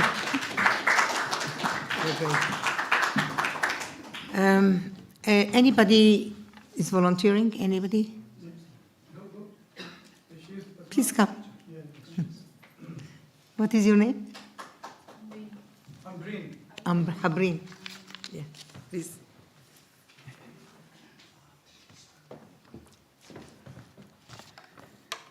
Good evening, everyone. My name is Amreen. I'm from Pakistan. I'm a poetess and a writer. I want to... Please. Sing my... You're going to ghazal. sing? Yes. Oh, wonderful. Ghazal? Yes. Wow. This is my first poetry book. Its name is Sham Fir Se Mehkegi. It means I have a hope for a good time. Bravo. If I'm not in a good time, I hope.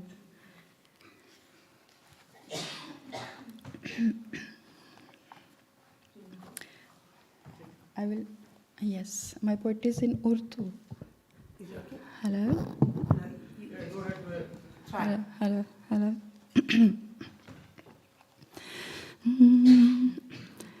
मेरी जान पर बनी सी रहती है, आँख में एक नमी सी रहती है, जाने क्यों बेकरार जज्बों पर, जाने क्यों बेकरार जज्बों पर, बर्फ कोई जमी सी रहती है,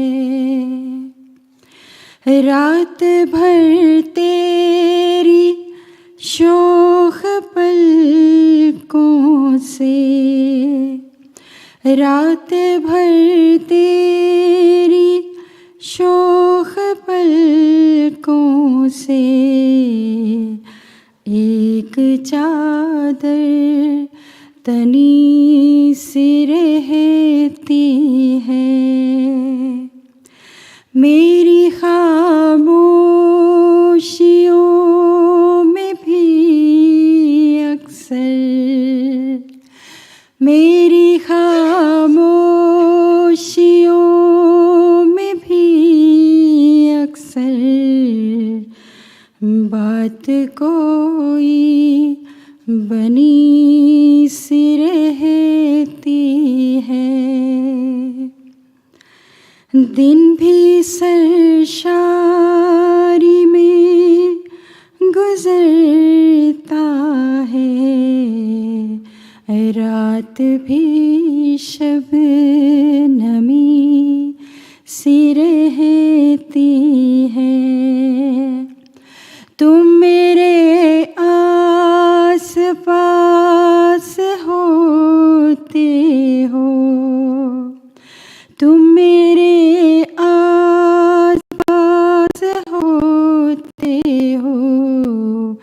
जाने फिर क्यों कमी सी रहती है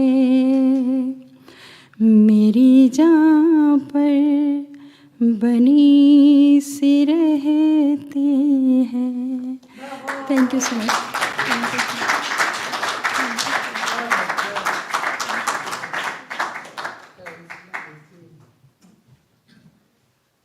You know, I seem to have brought all the women here, but we had Costa and also Mahindra. Would you like to come, Costa, and then Mahindra? I forgot you. Good evening, everyone. Thank you very much, all the speakers, for sharing your wisdom. I'm going to share some practical life experiences that I have. I've been in the UK for 25 years. I come originally from Greece. I work for posh places like Clarges, when it was the best hotel in the UK. That's very important because I work with people from all religions, serving the best of the best in the UK, and also run a holistic health clinic. So seeing what's happening in the world and with the interfaith topic, I'll share a few things because I'm an operations guy and I focus on solutions rather than on the drama. First of all, Socrates was asked 2,000 years ago, was the great, one of the great philosophers from Greece, what is the best features for the perfect human being? And he said the perfect human being is putting all the human beings together because there is a collectiveness.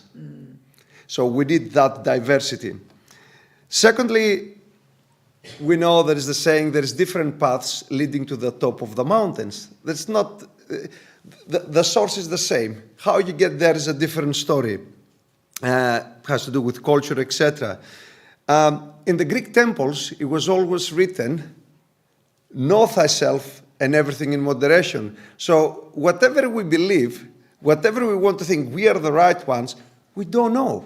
Socrates said, I know one thing, I know my own ignorance, and he was voted the wisest man. So what we think is right, we might be completely wrong. So we should respect everyone's path to the top of the mountain.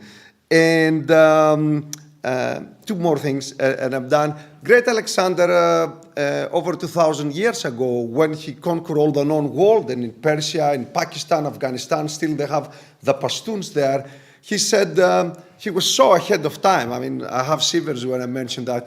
He said, now you will live all in peace, and you will be judged by your virtues, not your color, not your religion, not your language. So this is this is the principle we should embrace for a better world, based on the people's virtues.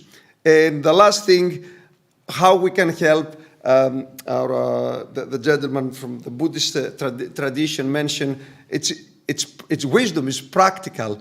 Really, if we work on ourselves and we are like a light can light a whole room. So it's not what we say, it's what we do. So we should be the light to help the humanity. And the best thing what we can do now when we live, it's scientifically studied. If you Google Global Coherence Project, people, they come together from all around the world and they're focusing, let's say, in Palestine.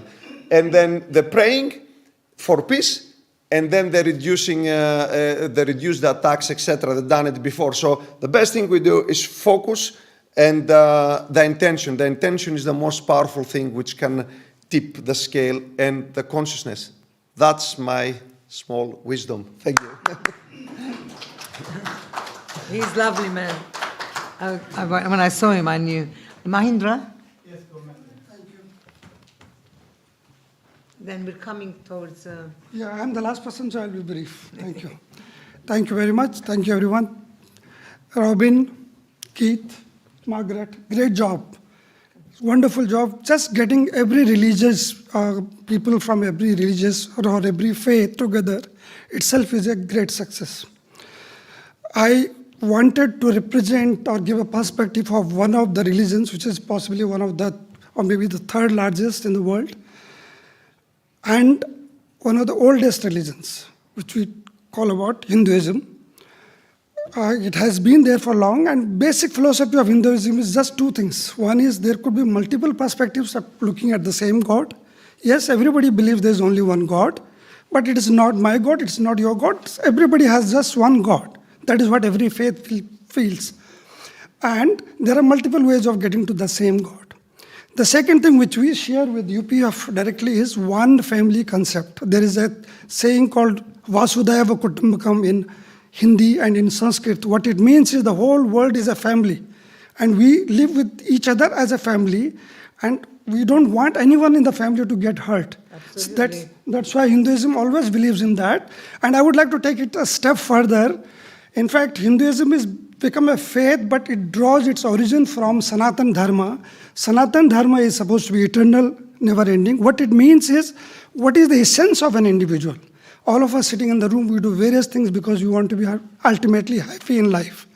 If the goal of all of us is to be happy in life, then that is the essence of a human being. You want to be happy, you want to be loved, you want to spread love. And that is something which if all of us can continue focusing on, there should not be any conflict.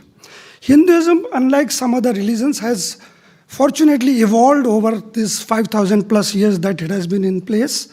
In fact, my dear friend Reverend talked about Buddhism.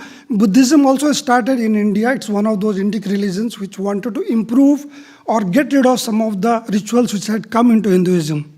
Jainism started also like that. Sikhism also started like that. So all these four Indic religions, if you look at them, they have something same in common. Talking about same goodness, talking about, you have to be accountable for your actions.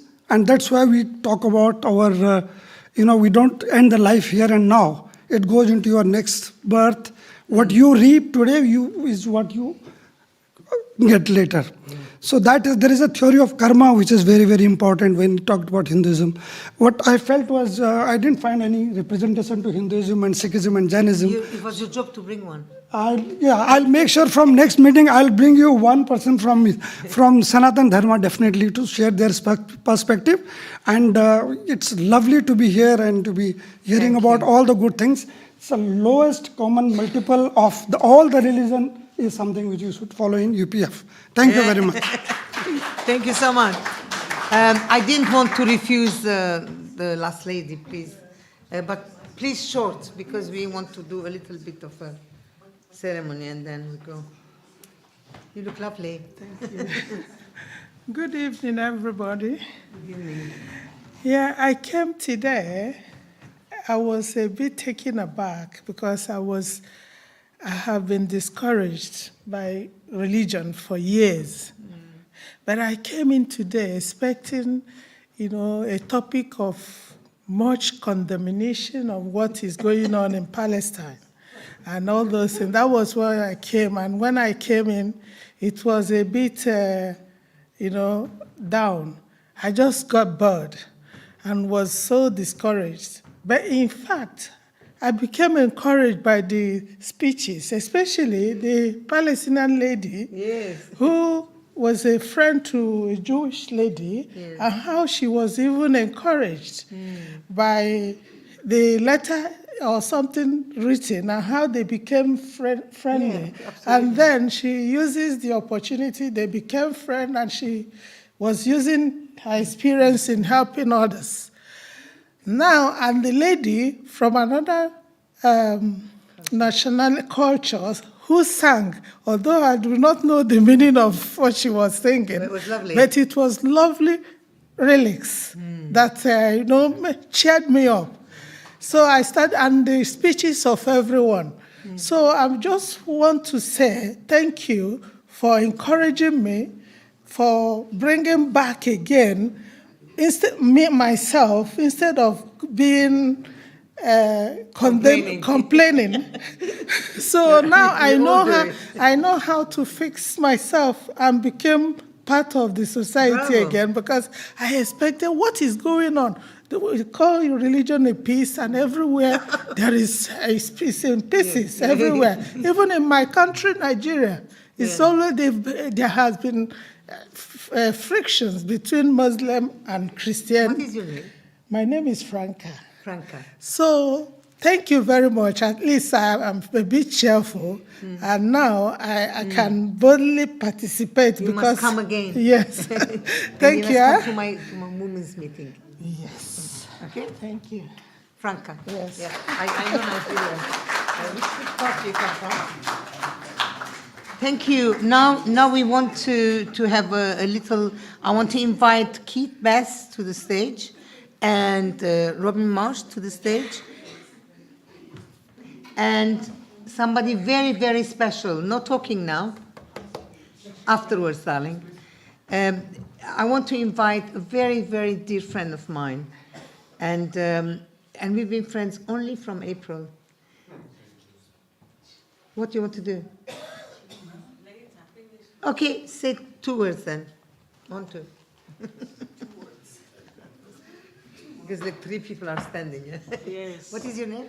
My name is Charlotte Palmer. Oh, lovely. Yes. Thank you very much for everyone for their contribution. It's my second time here, but in the hours I've spent here, I learned so much. And I thought it would be very unfair to sit there and not tell you my testimony. I'm originally from South Africa.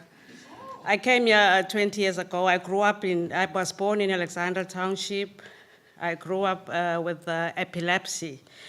And like all of us, we grow up in culture. My background, I'm from the Zulu tribe, so I am a princess. Not that I'm asking for respect. So, yes, the testimony is that I grew up with epilepsy until the age of 28. And like any other parents, there's nothing they didn't explore. They explored theory, they explored culture, all sorts of rituals. But to the glory of God, I received my healing by Benny Hinn's praying for me. So likewise, the same power and miracle that I received spiritually, I was going to read from Isaiah 61, where Jesus said, "The Spirit of the Lord came upon me to preach the gospel, heal the sick, heal the brokenhearted." In the same message, I'm praying that God gives you divine wisdom from above, and that God bless you and increase you for being bold to occupy this space and to share whatever knowledge, your theory, your cultural knowledge. And I want you to look up to me, that you must never give up. Because despite living with epilepsy for 28 years, you're all right now. I'm married, I've got a master's degree and PhD. So to God be all the glory. Thank you. You know, she's so right. You know, Father Moon said once that many people are trying to get peace on earth, yeah? And usually they're not religious, you know? But believe me, without God, there is no peace. Amen. So therefore, we godly people, we have to do more effort and more understanding of other people. Now, what is good about UPF is we bring all people together. Why do people come? Because they like it. They like to see other people and their cultures and everything. And that is very good. You have to start like this, you know, like also the lady was saying, you know, what was it? She was talking, yeah, and Easter. And it was, we must do like that, you know. Every time I see different faces, I am so overjoyed, you know. It gives me energy, you know. And very nice to be together. Okay, now, the last person to be invited to the stage is, to others. A piece of what? Oh, first that one. Or you want the other one? How do you want to do it? I want the first one. I'd like to touch this first and then we can... Yeah, okay. I want to invite to the stage a very good friend of mine and to UPF, Duchess Nevin El Gamal. So therefore, what I wanted to do is to explain to you that we have had several people who became patrons of our society. And they help here and there, it's from distance or something. But this lady, when we got to become friends. She came, she brought things, she gave things, she brought food, she did that, she did that. She came one day to clean the place. It was an amazing person. I have never seen a person like that, of love, but of action as well. Then I turned to Keith and Robin and said, look, who deserves more to become a patron than you? And everybody was happy. Please, you say a few words. Yep. Do you want to say a few words? Thank you. No, first you say. Well, we met at the same time, Keith. yes, well, Duchess Niven, Margaret, whose birthday it is tomorrow, dear friends, we've had a wonderful evening, a very inspiring one. It always surprises me when people say that religion should stay out of politics, because religion is politics. It's everyday life. And as Canon Easter told us, we are all spiritual beings. Absolutely. We all have a conscience. We may not recognize it as part of our spirituality, but it's there. It's deep-seated, and we have to appeal to that all the time. I don't want to lower the tone, but frankly, religion is a bit like Marmite. You either love it or you hate it. And we have seen throughout the centuries the most ghastly things done in the name of religion, and they're going on today. Long before the Crusades, we had terrible things being done. And then, of course, we had the Inquisition and Clifford's Tower, where the Jews committed suicide en masse in 1190, and the expulsion of the Jews from this country exactly 100 years later in 1290 by Edward I. And so it's going on. And I have a Jewish friend who lives in Manchester who tells me today that and Manchester has the second largest Jewish community after London, that anti-Semitic attacks have now gone up 800%, and she is terrified. And this is what happens, unfortunately, when people associate certain things with religion. And when religion is used as a weapon, it is used not to bring people together, but to create conflict. I mean, it is an obscenity against Islam, a peaceful religion, that when people go around murdering, they shout, Allah Akbar. That is an obscenity. God is not great when he actually, they think he is supporting the death and the murder and the hostage taking. So we have to be very, very careful about religion. But at the same time, I mean, I think Robin pointed out very carefully how an interreligious council is a very natural thing. I mean, many organizations speak about global governance. My own organization that I had the privilege of chairing for many decades, the World Federalist Movement, moves towards trying to seek global governance. Sadly, of course, the globe is made up of nation states, and politicians are elected by their nation states. They're not elected as global citizens. They're not elected to bring people together, although mercifully some do have that vision and try to achieve it. So in a way, the one body of organizations that does have a global aspect is religion. Religion doesn't know boundaries, national boundaries. It transcends national boundaries in so many different ways. And we should use that religion is something that is universal, and to, as has often been said, to find that which unites rather than divides us, particularly amongst the Abrahamic faiths. But, the sad thing is, I cannot think of any religion that has not been persecuted at some stage in history and is going on today.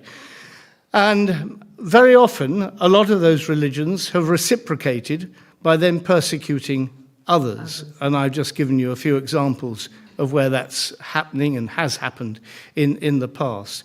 So we have a big task ahead of us to actually try to bring people together and to show that spirituality is not inimical to peace.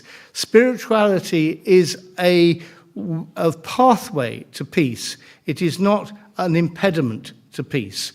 And if we can promote that message, then I believe we will do some good in our own society. But we need to look at the discrimination, particularly religious discrimination, religious difference, wherever it is found, and to call it out. And only by doing that will we actually bring people to realize that actually their own spirituality means so much more in a social cohesion, in a global context, than it does in division. So thank you all very much for being here this evening. I think we've had a wonderful time. I want to invite our new patron to say a few words. Thank you, UPF, my family, part of United Nations, of course, for giving me the honor to be your patroness in UK. I will do all my best to keep up the value of respect and equality, to place great value on companionship and community, to bring harmony to social endeavors and groups, trying my best to support people and foster positive values. All prophets of the world, peace be upon them, are the patron of humanity, leaders who help their followers to achieve their purpose of life by sharing their wise and wonderful way of living. And as Mother Teresa said, do not wait for leaders, do it alone, person to person. Be faithful in small things because it is in them that your strength lies. And as a patron of peace, it is a very important responsibility, and I will do my very best to the people of the universe, especially my duty for children, to live a respectable and peaceful life. Thank you. Thank you. Was she lovely? Sorry. Okay. Just, Keith, could you stay? We want to present an Ambassador for Peace Award to should I say officer or Mr. Asif Siddiq Khan. And I'd like to invite Aurangzeb Akbar to come up and introduce him. Thank you. Aurangzeb is very good at nominating really worthy Ambassador for Peace, and he knows them best. Thank you very much.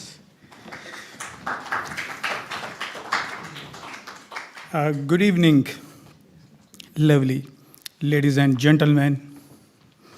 And I really congratulate for a very successful event tonight, and congratulate to the Mr. Robin. Always I said our great Margaret and Mr. Keith.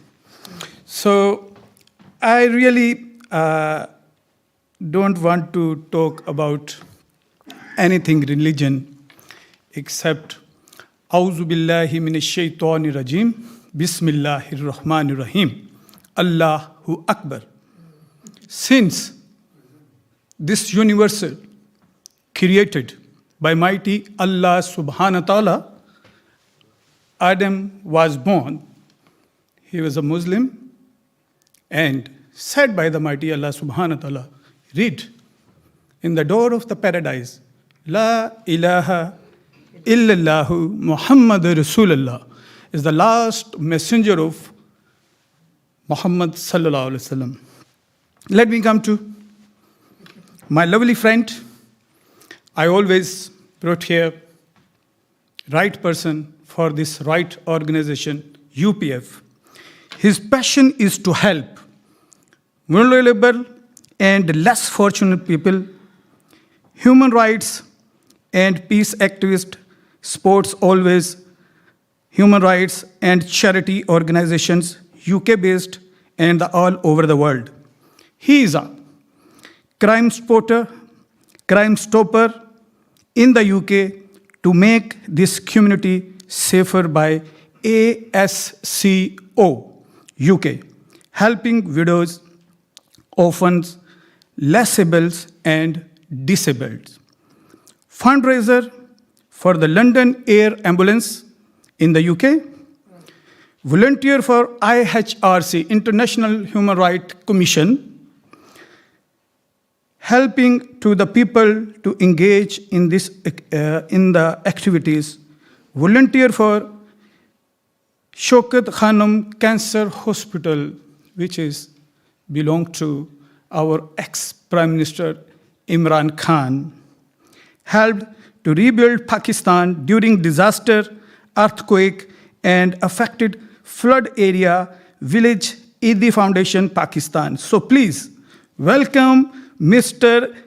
Asif Sadiq, a right person for this right organization, UPF.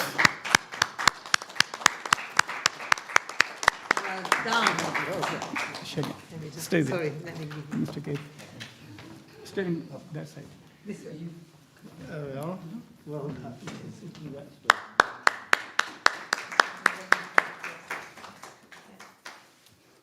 Just Please. Oh, yeah, you too.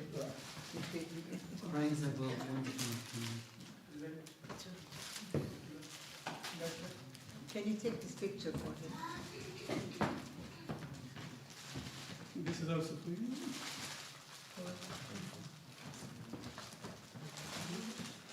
Thank you. Cheese.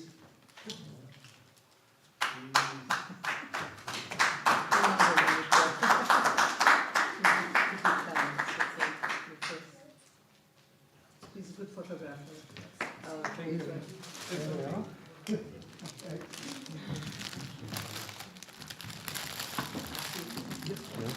For me, Yeah, definitely. I can put those in your Yeah, seat. definitely. Good evening, respected ladies and gentlemen, and UPF family members. Assalamu alaikum. I'm Asif Khan from International Police Organizations. International Police Organizations, in Interpolice, yeah. Yeah, I remember you now. It's honor and pleasure to be here tonight for receiving a Peace Award from UPF, Universal Peace Federation. I'm extremely humble today, and pleasure for Mr. Robin, General Secretary of UPF, and Mrs. Margaret is Managing Director of UPF, and is also family members of Mr. Kate, and lovely, energetic young man, Mr. Aurangzeb Akbar, is UPF Ambassador of Peace. They understand my capabilities and nominated to me a Leisure or Pleasure Award of Ambassadors on behalf of everyone. We're very, very... So I want to tell to you some more things. I love with UPF because they have the good platform for all united religions to create peace, spread peace, and give a peace for the whole world. As ambassador, is my responsibilities. I will share my contributions, strength, value, time, as well my past experience of the different multinational organizations, social link with the interlink of the local community or international communities, so to serve for this society as well for UPF. I have the few words, I will close quickly. So without inner peace, outer peace is not possible. So what should we do? We will create a peace on your mind.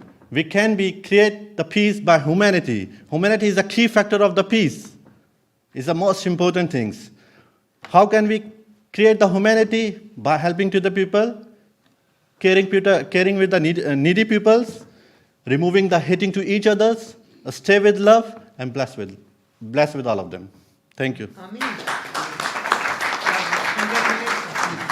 Well done. Very good. Thank you. Yeah, we're going to call you. Give your number here. The very last thing is to invite ACTA to come and talk about a raffle. Come down this way. You okay? It's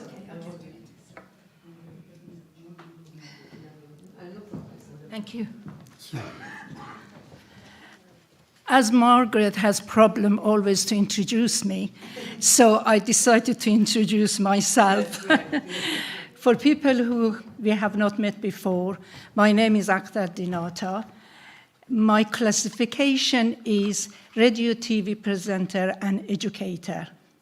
I was honored to be given a Peace Ambassador Award a few years ago, and more to become part of trustees board and also company director. It is not a night to give a speech for anything else, apart from to say my background also is multicultural of Turkish, Persian, Russian, you name it, from all that part of the country.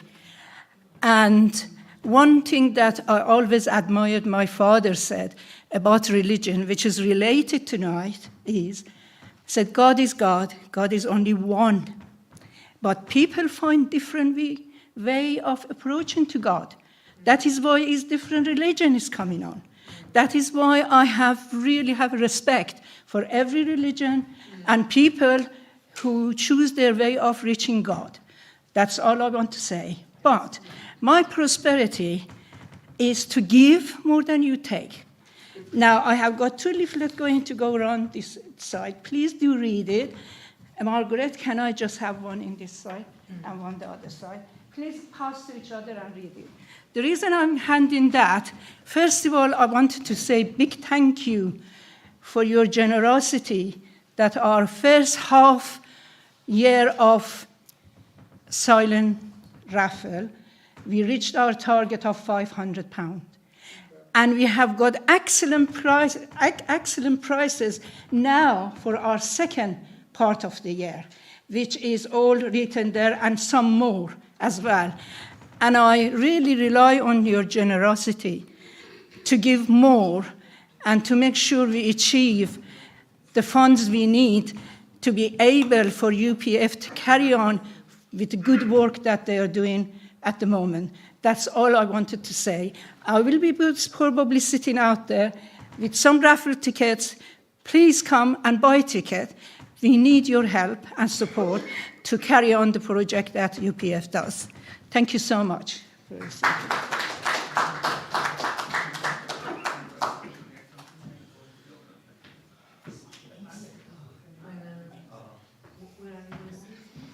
Just wanted to say, ACTA has 5 charities that she fundraises for, Rotary and a number of others.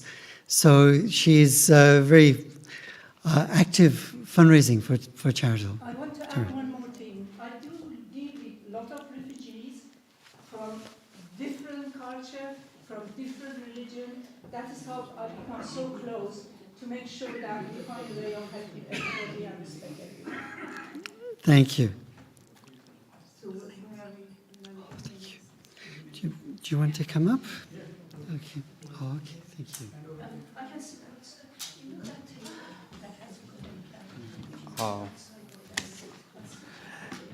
Just I want to give to some charity for the Universal Peace Federations, because only for the create the peace amounts for Mr. Robin. Thank you very much. Thank you. Thank you. Thank you so much. Thank you so much. Thank you. So thank you so much. And actually, Universal Peace Federation, we can do many things if we have the resources and funds and people to do it together with. So we have many plans of. Just this week, we got a letter from the Red Cross. We sent £4,238.50, I think, to help with the flooding response in Derna. And that was partly Family Federation for World Peace, and that was, we were the vehicle to pass that on. But Red Cross is doing a very good job with all these different emergencies. So thank you very much, everyone. This is the end of this evening. If you want to participate in the raffle, please come and see This is actor Dinata here. But thank you so much for every contribution today. Thank you for David with the candles. Raymond there is helping with the AV, but also for everyone who spoke and brought friends. Thank you for Aurangzeb, who introduced us to Mr. Asif Siddiq Khan and brought many other friends as well. And thank you for Duchess as well, and Lorna. Thank you. Good night and have a safe journey home. Thank you. But please have a nice